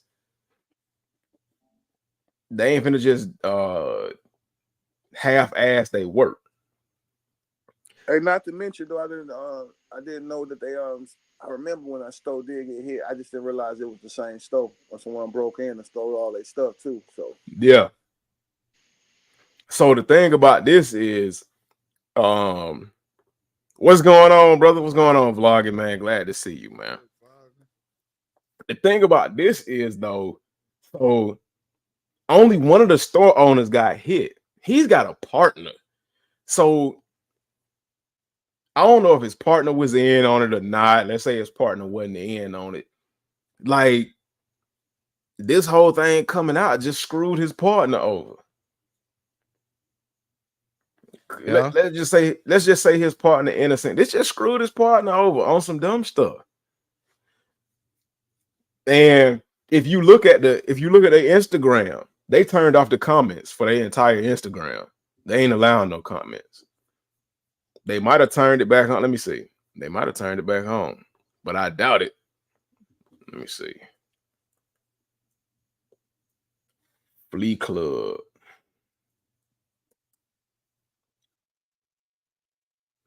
Flea Club. Oh, they might have. Oh, okay. I often say they might have took down their Instagram, but no, they didn't. So they got pictures with celebrities and all that other kind of stuff, I guess. But see, look, You go to their thing, you can't comment. You can only like. Let's see, can you comment? Nope, you can't comment. You can only like it. You can only like and share. So they in damage control mode. That's crazy. Look, it even get, oh my gosh. Early licks. If telling on yourself was an image or was a large representation, like, I mean, y'all ain't see how Nike switched the name though. yeah, it's no longer the Jordan 4 Paris. It's the wet cement. I saw that yesterday. Yeah. Do you It's think on, on Nike sneakers. You think it was always the wet cement or Nike trying to do damage control? But see, that's why who do the naming? Like, cause is it Nike calling it the wet cement, but the consumer was calling it Paris. Right. But I think it might have been the Paris, and the only reason I say this was because it was for the Olympics. But they like he said, Nike never said that. It was Nike always, never said that. Yeah, you know, we give it a name and they do that. Yeah, right. And I think what kind of on top of it is the news station is reporting the Paris, what they say, special edition Paris right, Olympics. Special edition Paris Jordan 4, yeah, to commemorate the Olympics. But wasn't that the story that this shoe was supposed to commemorate the Olympics? Because it's on the day of the Olympics, of the Summer Olympics. Yeah, and see, I think that's why everybody ran with it, because a lot of shoes be like that. We'll name it one thing, and then when Nike officially make their statement, it'd be a whole different name they give it. Right. Yeah, see, so well, somebody wet cement the whole time. See, so okay. It's us who naming these shoes. Okay. But yeah, man, you telling on yourself early licks. But bro, they not early. Everybody got on. Everybody had on. That's what I was saying. Like, man, come on, bro. Everybody got them shoes in the city, bro. That city and any other city, bro. That is nothing for me. That's nothing new, bro. Right, but you know they're not supposed to sell them yet, though. I got a question. Did y'all touch on the topic, the shoe surgeon? Yes, we did. Yeah. Right. So I tell you. I got a question. Hold on. It might actually coincide with your question. So I asked Retro. I said, now that Nike is not playing favorites anymore, I said, now that Nike had hit the shoe surgeon with a lawsuit, does that mean that there is no difference between reps and customs, as they like to call it? That's what I was just about to say, because I always said that. Right. Customs is a rep, but why is it okay to accept customs and not to accept the reps? Because they both are being made outside from people from Nike. So a custom is a replica of the Nike shoe. 60 million saying so too. Yeah. I mean, know what I'm saying. 60 million on it, boy. Them folks not playing, bro. They came. We were talking about it, bro. They came after everybody. They're not gonna leave no stone unturned. Can't leave nobody, bro. It's business, bro. It is business. So look. We gotta get you. Yeah. Let me see. I gotta figure out how to get you the link, because he's screaming from the mountaintops right now. He said, I've been told him. He said customs is fakes. Yes, sir. I've been screaming that for the longest. What's the difference if both shoes have to be made from the bottom ground up? Time out. That's a replica. Wait. I'm gonna look the devil's advocate real quick.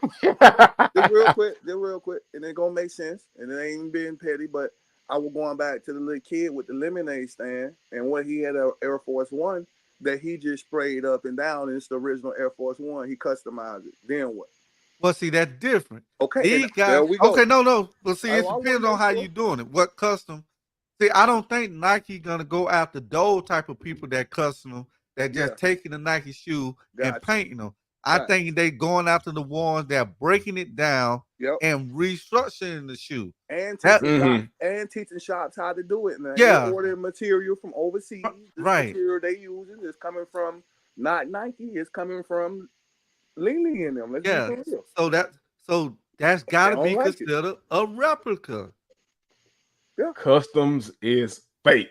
but like you said, the ones that just in their room painting their shoes and keeping the ones that they got straight from Nike. That's different.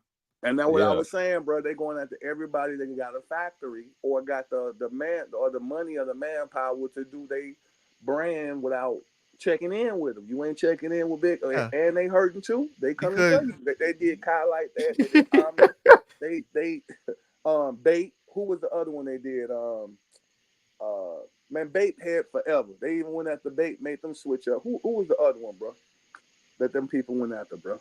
I don't know, but I know they wanted part of that $60 million. Bro, look, bro, the world champ is wearing your shoes.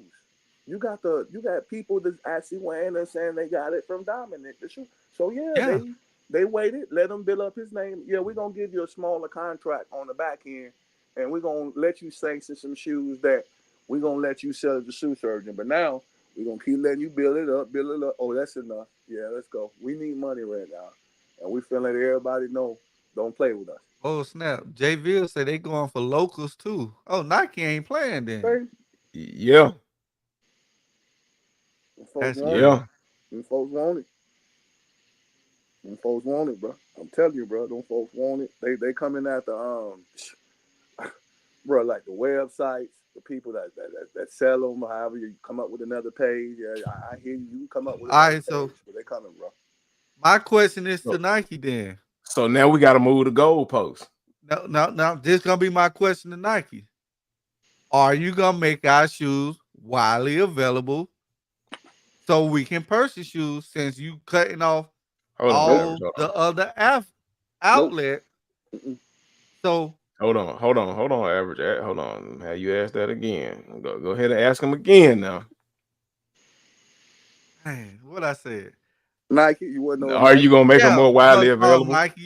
Nike. I know y'all listening. Being that y'all trying to cut all this outlet from us buying off the secondary market. If you're gonna do this, you have to make all the shoes widely available. Like the black toes coming out, we need 500 pairs, 500,000 pairs. The black cements, we need 1 million pairs. If you gonna do this, if not, why are you doing all this for? Right. So, and then the reason they doing this, that means more and more people is really buying replicas and custom. Right. Yep. Yeah. That means a lot of folks is really buying replica out there, y'all. I mean, you seen Sole Priority one he announced it every time somebody that be into retail slide on over and start buying reps. He got a video that I seen either on IG or somewhere where a dude he sent him a pack or somebody sent him a pack. He got a pack of a custom fake shoe, whatever you want to call them, and he was like, bro, these look like the real thing. They feel like real shoes. I don't see what the problem is. He was like, man, I might have to switch up on it. Yeah, don't be fooled, y'all. Like Nike know they losing money. It ain't that they losing money that people not buying shoes. People still buying shoes. They just going on that side of the buy the shoes. And Nike want that cut. Is that why Nike going after them? Boy, they're going after them, they mama, and everybody else, bro. Bro, ain't nobody safe, bro. Nobody. Look, bro. Like, I think he even said something like, I think we're talking about the counterfeit versus a stolen pair or whatever. Pat, hold on. It don't even matter. Hold on. Them folks ain't got no QR code. My bad. Go ahead, bro. No, go ahead. Finish what you're saying. No, I was gonna say it don't matter past this point. Nike saying if it's not coming from us, and which is crazy because it's still coming from China. Right. That's what I don't understand. And this is the crazy thing. I was gonna say it's still coming from China. So like make it come from the US, make it make sense. I know they're gonna raise the prices up if it's made in the US, but no, bro, they're not gonna make enough pay us, bro.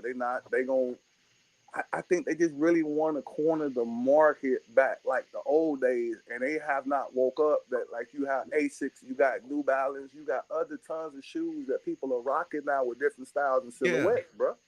Yeah, right. See, that's what I want to with know. The times. They keep hitting us with the same 1 through 14 different color. Yeah, you can't keep hitting the same people with the same damn shoes, bro. And that's what I want to know. What's Nike end goal with this? Right. What's their end goal? To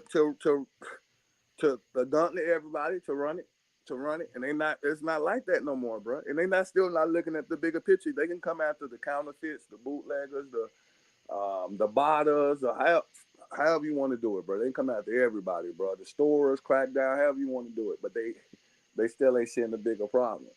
I think somebody stole my box of cereal. Other people is popping, bro. Other people got stuff going on. You got independent artists now, like a J Tips that got Saucony popping. You got New Balance. You got athletes. You even got like the female athlete. People was laughing. Was it Angel Reese? She was Reebok now. Yeah, she was Reebok. You got other athletes and other people coming up with different options no more. Nike was just so used to being the big, the big dog on the block from like literally 90 or early 90s or until now to like I say 2017. 2016, that shit over with, bro. You can't keep dropping Chicago colorways and everything, bro. I think it's right. So, Retro, I'm glad you let it off of what you said. So, I caught a piece of Soul Priorities Live. I think it was like last week, and they had an interesting topic going on over there. Now, hey, everybody, I need y'all to be on y'all best behavior because we not gonna bash the people. We're just going to comment on the conversation. Soul Priority, he had some heavy hitters in the building that night. He had JB, he had Tony D2 Wild, and he had Troll Mageddon. And they had an interesting topic that dropped. And Retro, you kind of opened the door to the topic. That right there. But you got cats in there with like 20, 30 pairs of stolen sneakers, bro. Like when cats have like the Gratitude 11s, like let's say 2-3 months early. We all know they got hit from Memphis. They got the Memphis boxes to prove that they're legit. You know what I'm saying? They got the boxes in the back. We know they legit, but we know they're stolen. So why do these cats not catch the same rep like these dudes that bring like the reps up in there? Like they don't run these dudes out and say, yo, man, your shit stolen, bro. You have no paper trail with this shit. So why is it cool to have stolen goods up under their roof? Is that any better than having the UAs up under their roof? I mean, like if you're just gonna, if it's like legitimately that those are real and those are fake, then I mean, I think it is, in my opinion, buying a Gratitude that was stolen is not worse than somebody selling a fake, because that's like you're literally scamming. One thing is being scammed, the other thing has nothing really to do with you whatsoever. If you buy a shoe that and it's it's proven to be real, and above retail, whatever resale market, you're getting a legitimate shoe at the end of the day. How it got attained, that part doesn't really have much to do with you as the buyer. But if you're here's the thing that they have in common, though. The thing that they both have in common is the seller is not telling a person that the shoe is UA, but the seller is also not telling the person that they got these from a crew that's stolen either. Yeah, so either way, someone is buying something that quote unquote people believe one of them is an actual illegal act, and the other, in my opinion, though, they're nowhere the same. In my opinion, I don't see that right there. But you got cats in there.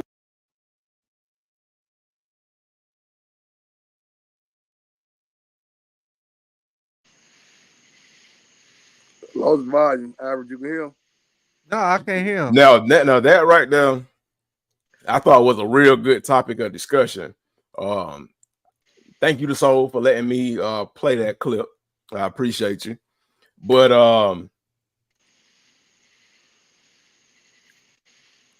what's worse? Is it worse for is a rep worse, or is stolen shoes worse? I feel what Soul was saying, like far as like why people like I guess gonna come under the roof when he's saying the roof. I guess a table or a venue, Right. and come in with the UAs or whatnot, and then you come in with an early pair, don't get the same,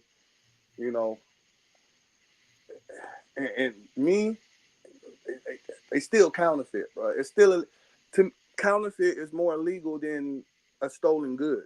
I would think the penalization will be higher. And Right. When Troll was saying like one is whatever and the other one's no, it ain't one is both is both is wrong. You know what I'm saying? Like it's behind the stolen goods, I get it. But you know what I'm saying? You can't downplay the other one neither. The other one is counterfeit, bro. And you look up counterfeit, either you go with money or anything. There's a penalization for counterfeiting goods, money, trademarks, and stuff like that. And that's what it's all going back to. And see, wouldn't counterfeit fall under stolen goods still at the end of the day? Yes. No, when that's you're dealing still, with money.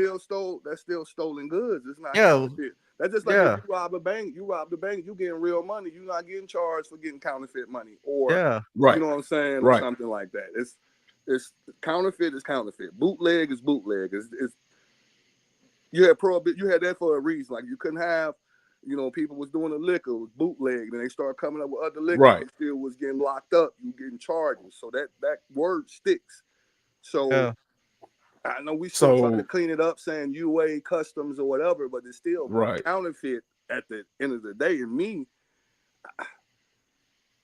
so I think I take like what Tony was saying. I guess he wouldn't work. I wouldn't say he never wouldn't word it right, but I would take a chance on getting something stolen, long as I knew, like you talking about the 11s, how it went down. Yeah, I do that versus taking my chances meeting somebody in a sting operation and getting counterfeit shoes.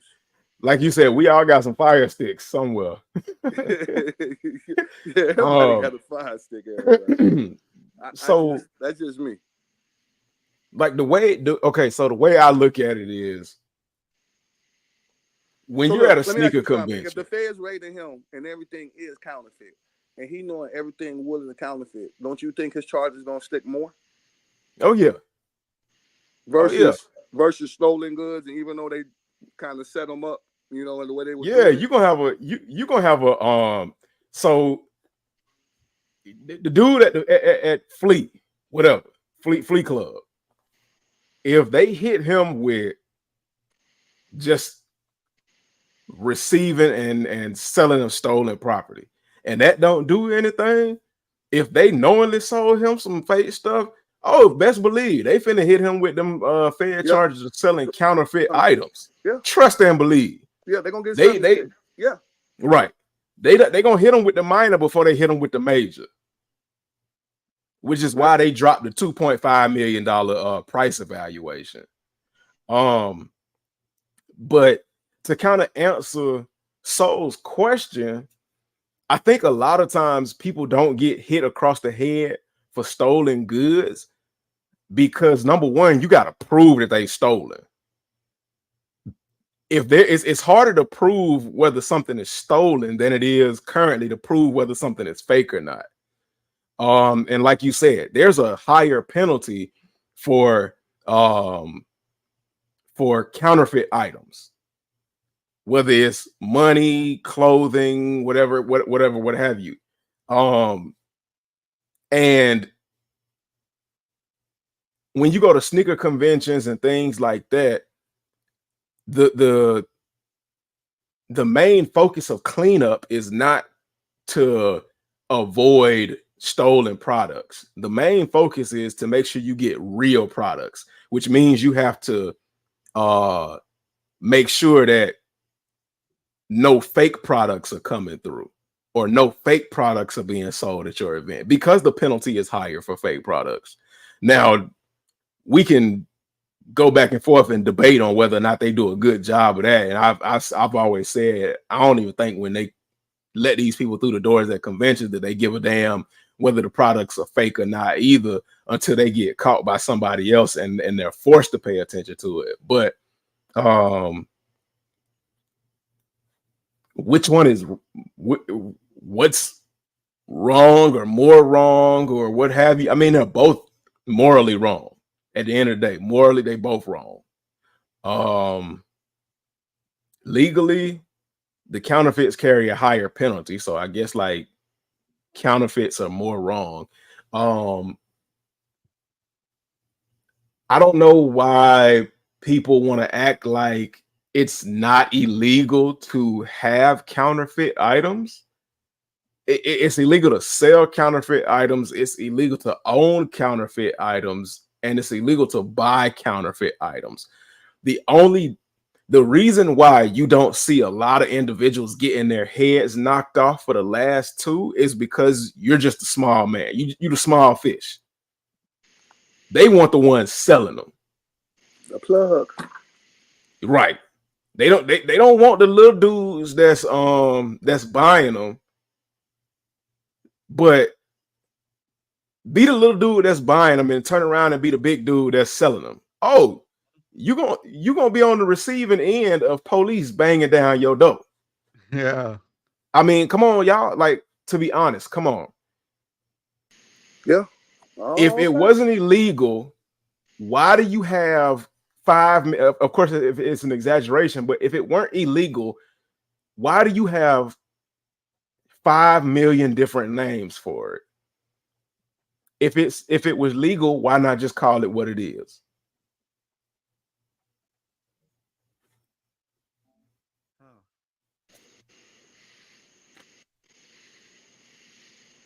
So I mean, yeah, but that is a really good question. That's a real excellent topic of conversation. I mean, but it's just we got to be honest on both sides of the fence. We can't.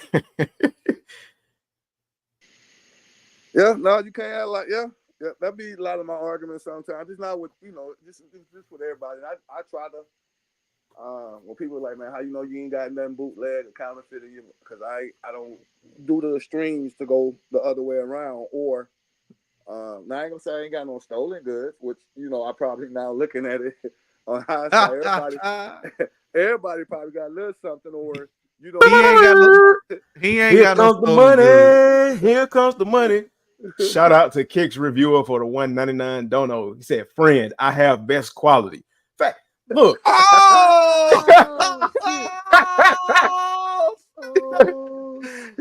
That's what they say. You know what? Hey, you know what? Let's test that quality. Send us a pair. So I think okay, I'm gonna show y'all. I'm gonna show you. Okay, I'm gonna show y'all my. I mean, not a real person, but this a real plug. I'll show y'all. No. If that's a real plug, no, it's not. No. Send me a pair. I show test try it. Bump it. That's average, dog. So let me see. Send me nothing. And we don't got nothing stolen over here. Don't be saying that. You don't know who listening. This is my. This is my inbox. You hear me say probably now. This is my inbox right here. I delete my request every so often. Boy. At one point, I had over 50 requests. Every other day, I get 20 to 30 new requests. This one just came in 5 hours ago, 7 hours ago, a day ago, 2 days ago, 3 days ago. Let me see Kit reviewer in there, boy. I'm gonna die laughing. Yeah. Let me see Kit review. A kick shot is shot. I'm trying to see a kick the plug for real. Hey, for real. Let me see if I can look him up. So many people talking about. Oh man, you already know who that was. Yeah, you already know who that was. It's so good shit, That's why he man. put them emojis behind it. Oh, he said so many people talking about high quality luxury brands, best quality. Hit me up on WhatsApp. Like I keep telling y'all that people jump in my inbox all the time. But bro, they do it for everything. Look, bro, they do it for the clothes, the purse. Yeah. Like, you know what I'm saying? If you want to be fair, they do it not just with the shoes, bro. They do it right. They say luxury items. Whether it be Louis Vuitton designer bags, clothes, all the other things. Oh, shout out to Kicks Reviewer for the $1.99 dono again and said your average sneaker guy is me, sneaker lover. Man, you got me good. You got me good, man.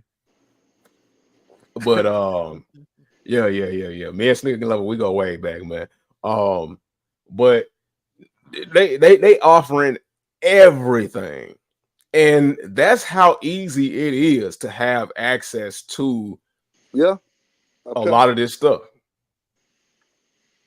Now, I've been getting messages like that. Average, you ain't never think about sliding over in the DM replying back to him? I be thinking about it. I'm at the point where if they keep on, I'm gonna be like, yeah, just send me a pair. Let's see what's up. Right. So, okay, my thing is with that, what I got to lose? I'm getting a pair of shoes for free. So what I got to lose? So I'm almost at that point. All right, you send me a pair, just send me a pair. Right. So I think it was maybe 2-3 years ago.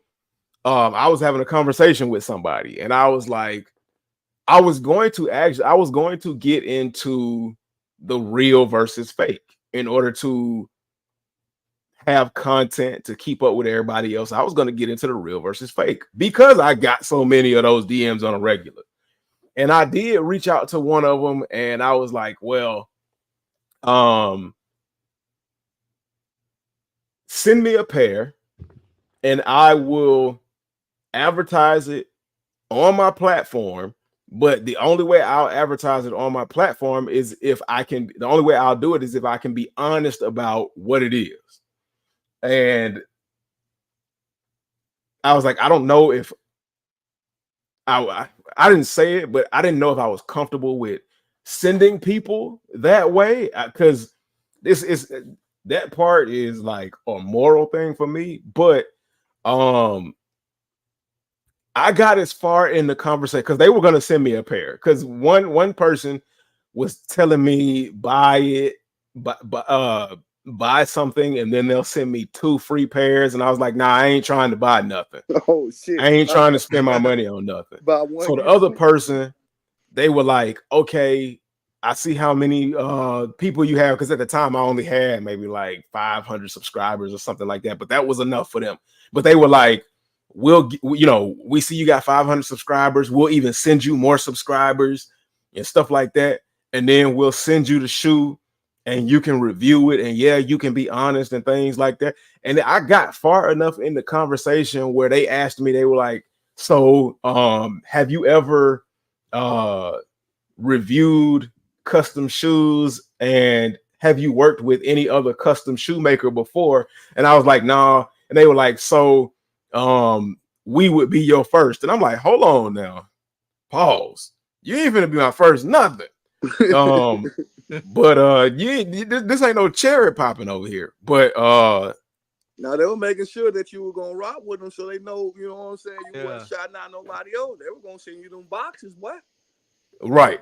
So I told them, I was like, yeah, this would be my first business encounter with custom shoes. And I went to sleep and I slept on it, and I was like, hell no, I can't do it. I was like, hell no, I can't do it, man. It like, And I just ignored them. I ignored them, and I was like, it just ain't me. It ain't me. But they come all the time. They come all day, every day. And it's a new one. I guarantee you tomorrow I can show y'all a whole new list of people. Tell them to DM me. I entertain them. Hey, I damn sure will. Hell, I need a size 13. You gotta do nothing with your unboxing shoes, bro. You don't want to be doing no unboxing. Start doing some unboxings. They're gonna be in your DM 24/7. Mm-hmm. Yeah, because they don't be hitting me like that. Unboxing for real? Yeah, they don't be hitting me like that. Yeah. That's crazy. But like Retro just said though, it might be because of the type of stuff videos I make. I don't know. No, because you used to unbox basketball shoes a couple years ago.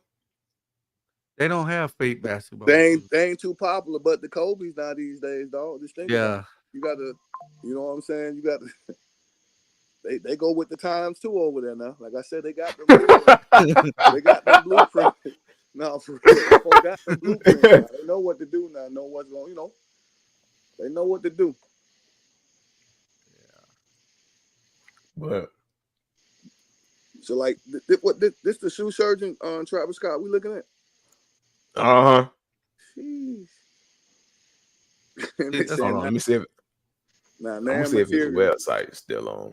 That's a replica of a Jordan 1. So of course that's a fake shoe.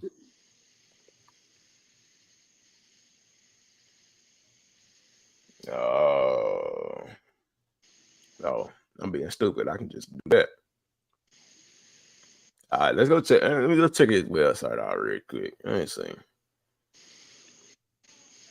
And see, he must got a factory or something because ain't no way he pushing out that many shoes by himself. They said he did. Were they limited?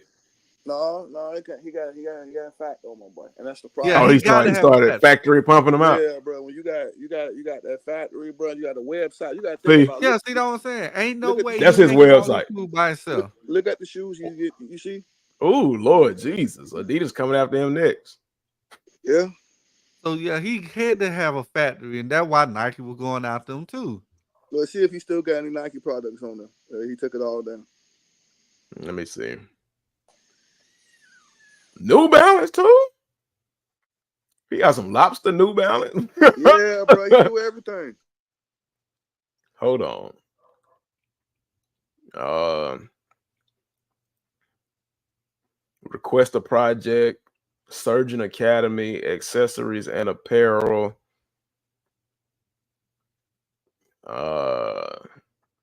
Surgeon care kit, bespoke. It looked like he might have took all his Nike off. No, you didn't let it go. That's tough.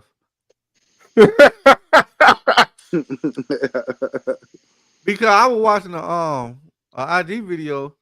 They say what he do, he literally build the shoe from the ground up. Yeah. And that what gets him. In the beginning, he was using Nike soles and he was tearing down the Nike shoe and then building what he had up. But he's still doing that on some point in some issue, but now they're saying like the material that he's using, and somebody else just said got sued for one of them patterns they had on the shoes. I can't think about it, man. I can't think of it.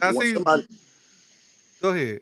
No, somebody had got sued, a copyright infringement on one of them, like them monogram looking shoes. I forgot what it was. Yeah. They made them stop using it too as well, but. They got these. I want to know. Go back down there, Travis Scott. Now see, I want to know what made that not a fake shoe.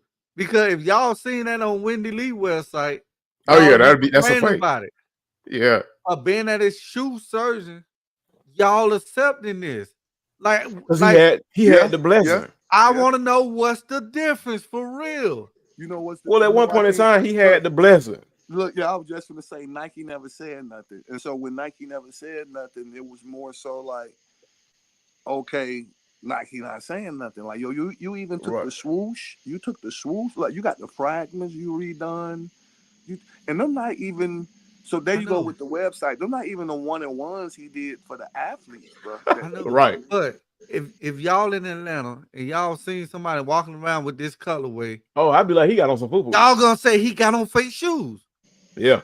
If y'all didn't know nothing about the shoe surgeon, and if y'all walking in the mall and y'all see some Travis Scott like this, y'all gonna be, oh, them fakes. But you know what? You know what gave him the credit, because when he did that collaboration with Twix, he also did that collaboration with Anthony Davis, Ruffles, and Nike.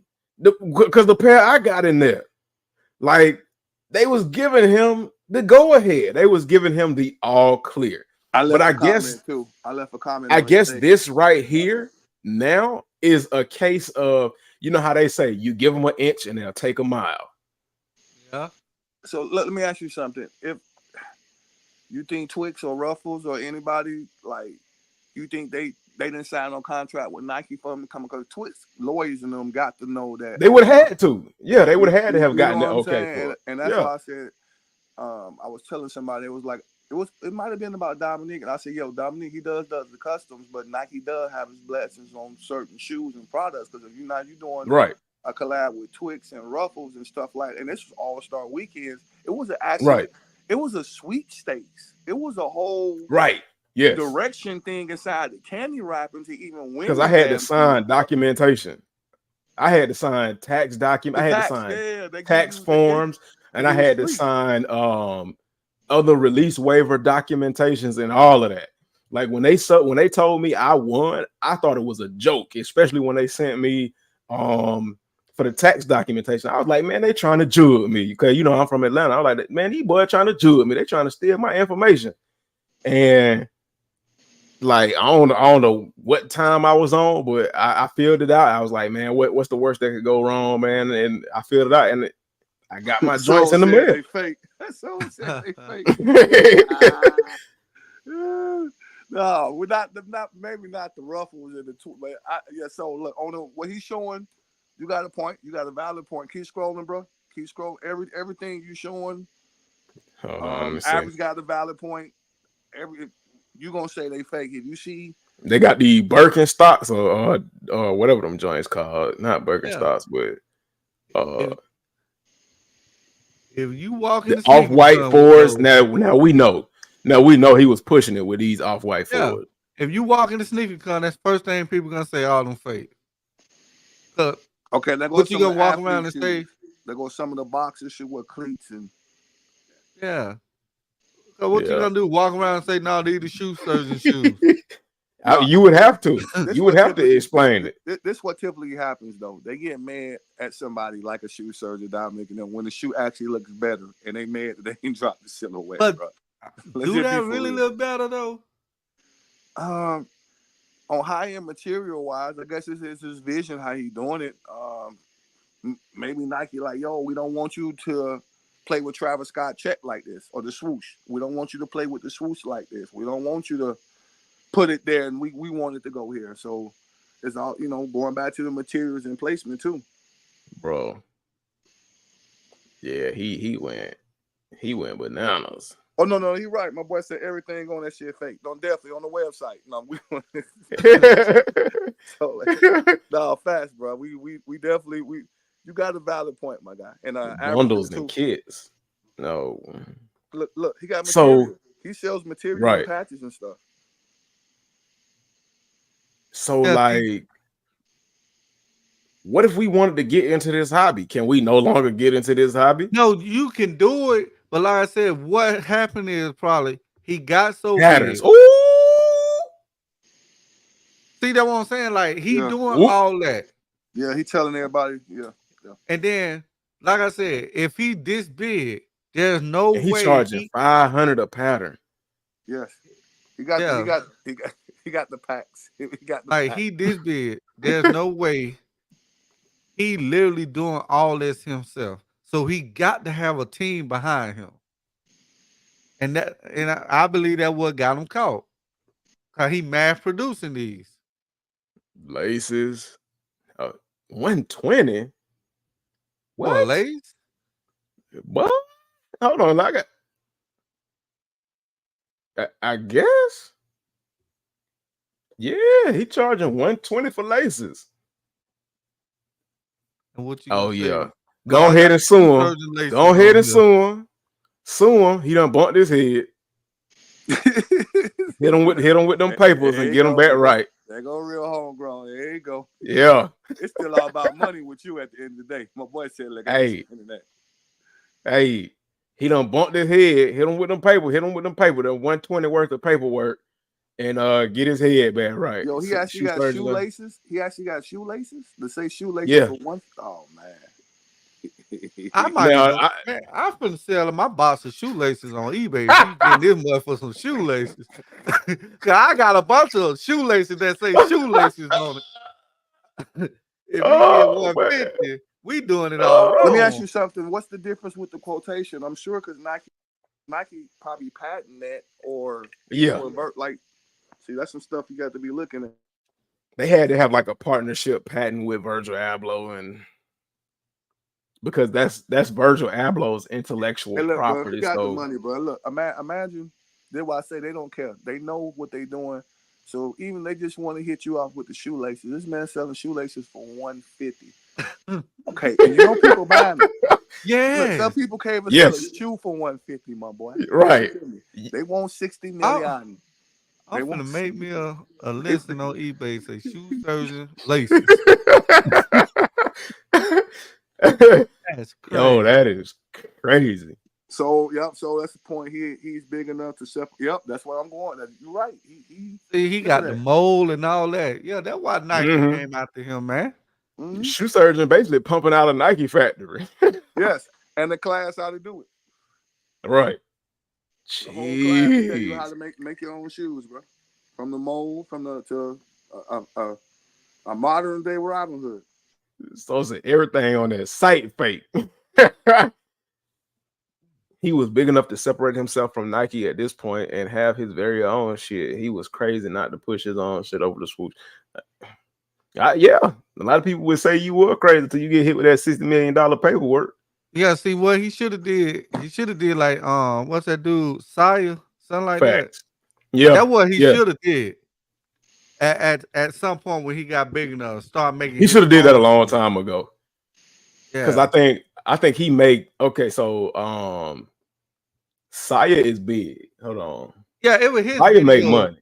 Yeah, it was his video I was watching where he was explaining the difference and why nobody came after him and why they came after shoe surgeon. Man, I was tired the other night, man. I was on a man's guy for rehab. He just did a live the other day. I wanted to see that. Yeah, and that's the video I was watching when he was explaining the difference. Yeah, so like Saya takes inspiration, but Saya don't. You can't say nothing he do is Nike. Now Saya make together. He got his paperwork. Saya make bread. Saya make bread. Him and Dom were cool. Are cool. Him and Cool Kai were cool, but So he did. I guess he did like a video. Yeah, this the video where he was explaining the difference.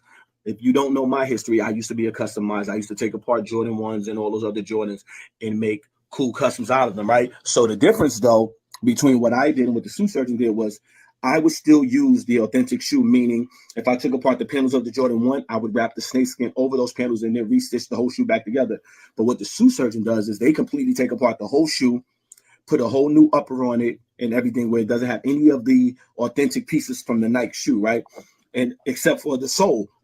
But in the lawsuit, Nike also says that they tried to settle this with the shoe surgeon outside of court because they've actually worked with him in the past. And also some of their Nike athletes have gotten like customized cleats and all of that other stuff from the shoe surgeon. So, but he didn't care what they said, and he continued to do it. Now, what that. they're going after him for is mass production. Now, if you're a customizer, there is no such thing as mass production and customizing. Customizing is you give me one shoe, I make a completely one-of-one design unique for you, maybe at the most 5, right? That's 5, different of the same shoe, right? But when you're selling 150, 200 pairs of the same shoe, you're not even doing that work. That is a factory that's doing that. So what you are doing is now making expensive bootlegs. And this is something I've been always trying to tell customizers. This is how you stay out of the radar of getting sued by Nike. Because once you mass produce anything that is from another company, you are infringing on their trademark, their IP, i.e. word mark, trademarks, trade dress, all of those things, right? So does Nike have a strong case here?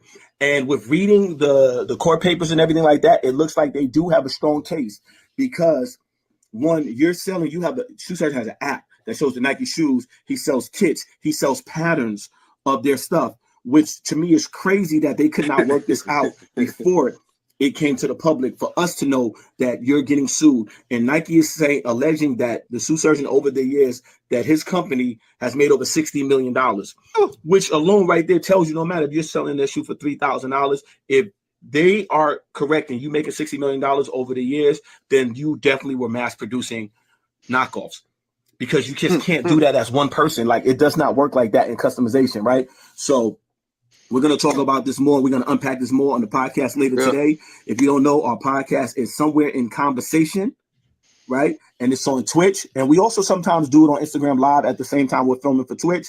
And we'll soon start uploading videos and clips to our YouTube channel. All right, guys. So that's my take on this. A lot of people been DMing me this because they know I was a customizer and they want to hear my words on it and what I had to do. But I'll address it in further detail, in depth on the podcast. Peace. Everybody in trouble, boy. Just like I said, my boy, them folks ain't playing.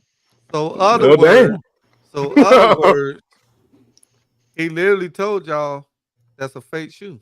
Yeah. Right. Yeah. That shit is over with, boy. It's over. Bro. Yeah. So Dom was cool with Nike.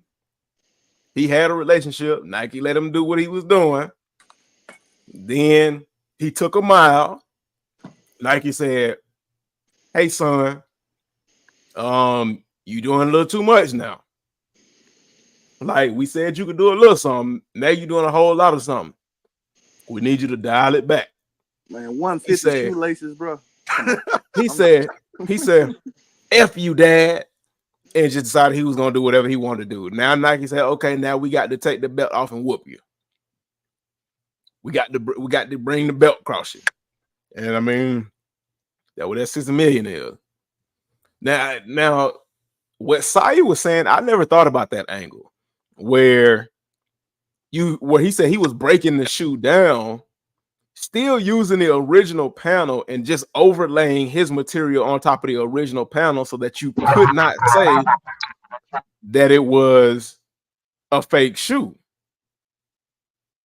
That's pretty smart. But again, he also said it wasn't being produced in mass quantities because Saya no. He said it's impossible to produce it in such large quantities. Yeah, for one person. Right. But like I say, bro, you get the factory, any factory involved, bro. You're doing counterfeit, you're doing bootleg, you're doing what Omni and Cotton. Anytime they watching them pockets, they watching them numbers, bro. They coming, bro. They gonna let you get big enough and let you get trade off and do what you do until they get that right fish to fry and make an example off of people, bro. And they ain't not like it was kind of like I said. They lost some lawsuits, but this time, bro, they ain't trying to lose this time around, bro. Facts. His head got too big. No, it did, Paul. Yeah, he Dominic head got too big, bro. And so be careful out there, man. Be careful. Well, there y'all have it. There's no more customs. If it ain't Nike, it's fake.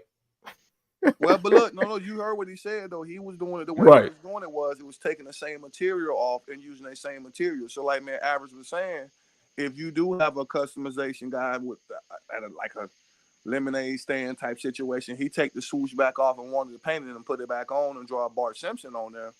You kind of good. He's talking about from Right. He's keeping the soul. Now he's getting different material, different patterns to spray on there, everything, bro. So like, shout out to Saya too, man. Shout out to Saya. But yeah, man, if you trying to do it on a if you doing customs and people see your customs on these social media platforms and they enjoy your work and they inquire about your work and you start feeding into that popularity. Be careful in them DMs, average. Don't do it. Might be a trap. Right. Be careful in them DMs, boy. That might be one of them setups, man. Yeah. Right. I have the best quality. Yeah, okay. But see you that shoe, boy. Yeah. Your ass looking crazy, bro. Well, see, why I was scared to always do it too, because I used to watch Super Duper. And when he got hit, he got hit. I was like, yeah. When he got hit, I was like, yeah, it ain't. So that goes back to what you were saying. He showed that paperwork. Yeah. Counterfeit is just as worse as it is. buying stolen goods. It is. Yeah. Yeah, they were ready to take Rupert through that. Right. It absolutely. Why you think Tony D and them stopped doing it, bro? Like Paul, real quick. Like they got so big where they were even coming out with a clothing brand and all that. They knew they couldn't associate that with their brand and trying to. Right. Now you already getting stuff from China and overseas, and now you should come on, bro. Like you can't. Yeah. It just make sense, bro. Cause Rupert said they were asking him. They wanted the big man. They said where he would get his stuff from. Of course, they gonna. He said they see all of his stuff. They said they tried to take some of the stuff that he actually paid for, and that they were trying to seize his money too. So hey, look, counterfeit. They taking it all. At least if it's stolen, you got the. You might, if you can do a paper trail of like proof or you didn't know it that you received stolen goods, because you can go to jail not knowingly know that you stole goods. Theft by receiving, and that's a different charge. So they might can reduce those charges too, versus just straight being counterfeit, bro. Just straight being counterfeit. Right. That's another whole animal. Yeah. So, I mean, it's all ugly. Moral of the story: if it ain't Nike, it ain't real. If you miss out on it, you better leave it alone. You better leave it alone. You better just move on to the next one. Now that statement has been like a small statement for us to just feel better about our losses, but you better make it as big as these other ones and be for real about it. But that's why I say always just a shoe at the end of the day. It ain't that. It don't. Yeah. You know what I mean?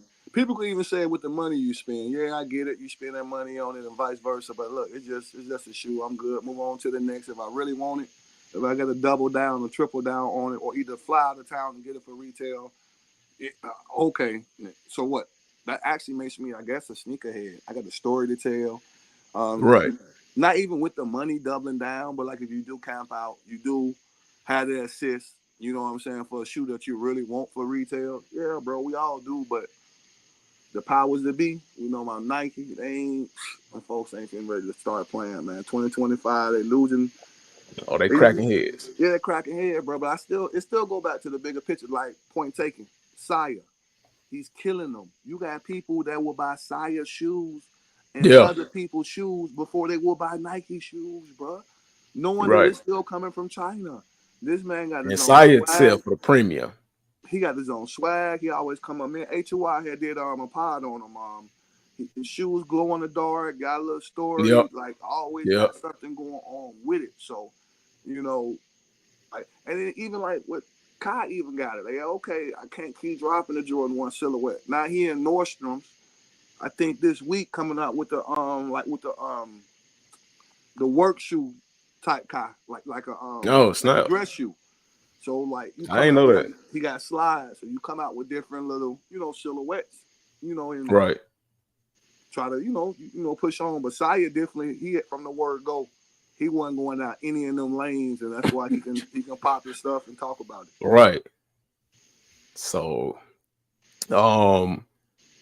what this means for retail sneaker collectors in 2025 and going forward, I don't know. Only time will tell. Hey, what do y'all think? Whatever it is y'all think, man, save it for the next time. We have hit that 2-hour wall. Like I said, I ain't expect to go this long. I ain't expect to go the distance on. But yeah, this is definitely gonna be some big changes. A lot of people gonna be doing a lot of things, and only thing we can do is wait to see who gonna book. Cause Dom decided he gonna book, and let's see what's gonna happen to Dom. You know, but yeah, I want to thank everybody for coming through the live tonight. I appreciate y'all for hanging out with us for 2 hours. James Myers, man, appreciate you for coming through. JVille, Soul Priority, appreciate you. Special Teresa, thank you. Yayo Sosa, G Face, Nitro, Sneaker Lover. Did I say Soul Priority? Yeah, I said Soul Priority. Yeah, I did. Adam, man, I appreciate you. I appreciate everybody, man. Even the Ghost Watchers vlogging with Demetrius, I appreciate you too. Ohio, I appreciate you as well. Kicks Review, man, I appreciate you for them donos, man. Hey, it helps the channel grow, man. It goes a long way in bringing better quality and things like that. And I cannot thank y'all enough for y'all support, man. Thank you to Retro for coming through on the live tonight, brother. I really appreciate you. Average, man, I appreciate you as well. If you all don't know who these individuals are, let me see. I'm gonna go ahead and make it so y'all can see them. You got Retro Rick from Retro's Rick and Maddie's Kicks. Go head over there on YouTube. He does a lot of lives. When he has products to show, he will show you products. Average, he does a lot of shorts that will trigger you and make you respond. But that's what y'all need, man. Hopefully in the near future, they're gonna come up with some other kind of stuff that's gonna get some excitement going back in the sneaker game. You know, we've been talking about that for a while. So they in the lab putting that kind of stuff together. Retro, if you want to say something before we head out, I give you the opportunity and do it like that. And put you on the big screen right there. Everybody, y'all just gonna have to apologize for the avatar, boy. Your boy missing a tooth because of the car accident. I'm sitting in a wheelchair right now. But shouts out to the chat. Shouts out to everybody that's sending me prayers in the DM too as well. Homegrown, thank you for having me on your platform. Thank you. Boy, you already know what's gonna go down once we get this logistics together about these. It's gonna get interesting, like my boy said with the games, man. But Retro Rick, Maddie's Kicks on IG, Retro Rick and Maddie's Kicks on YouTube, Facebook, Twitter, TikTok, all the above. Appreciate y'all. Average, go ahead and do your thing. There we go. That's what y'all gonna get. Hey, like I say, if y'all don't know who I am, I'm HG, Homegrown Kicks. I appreciate y'all for coming through. I cannot leave y'all without saying nothing is impossible. Fight for everything you believe in. Don't let anything stand in your way, and dream hungry. I'll catch you all next time. Peace.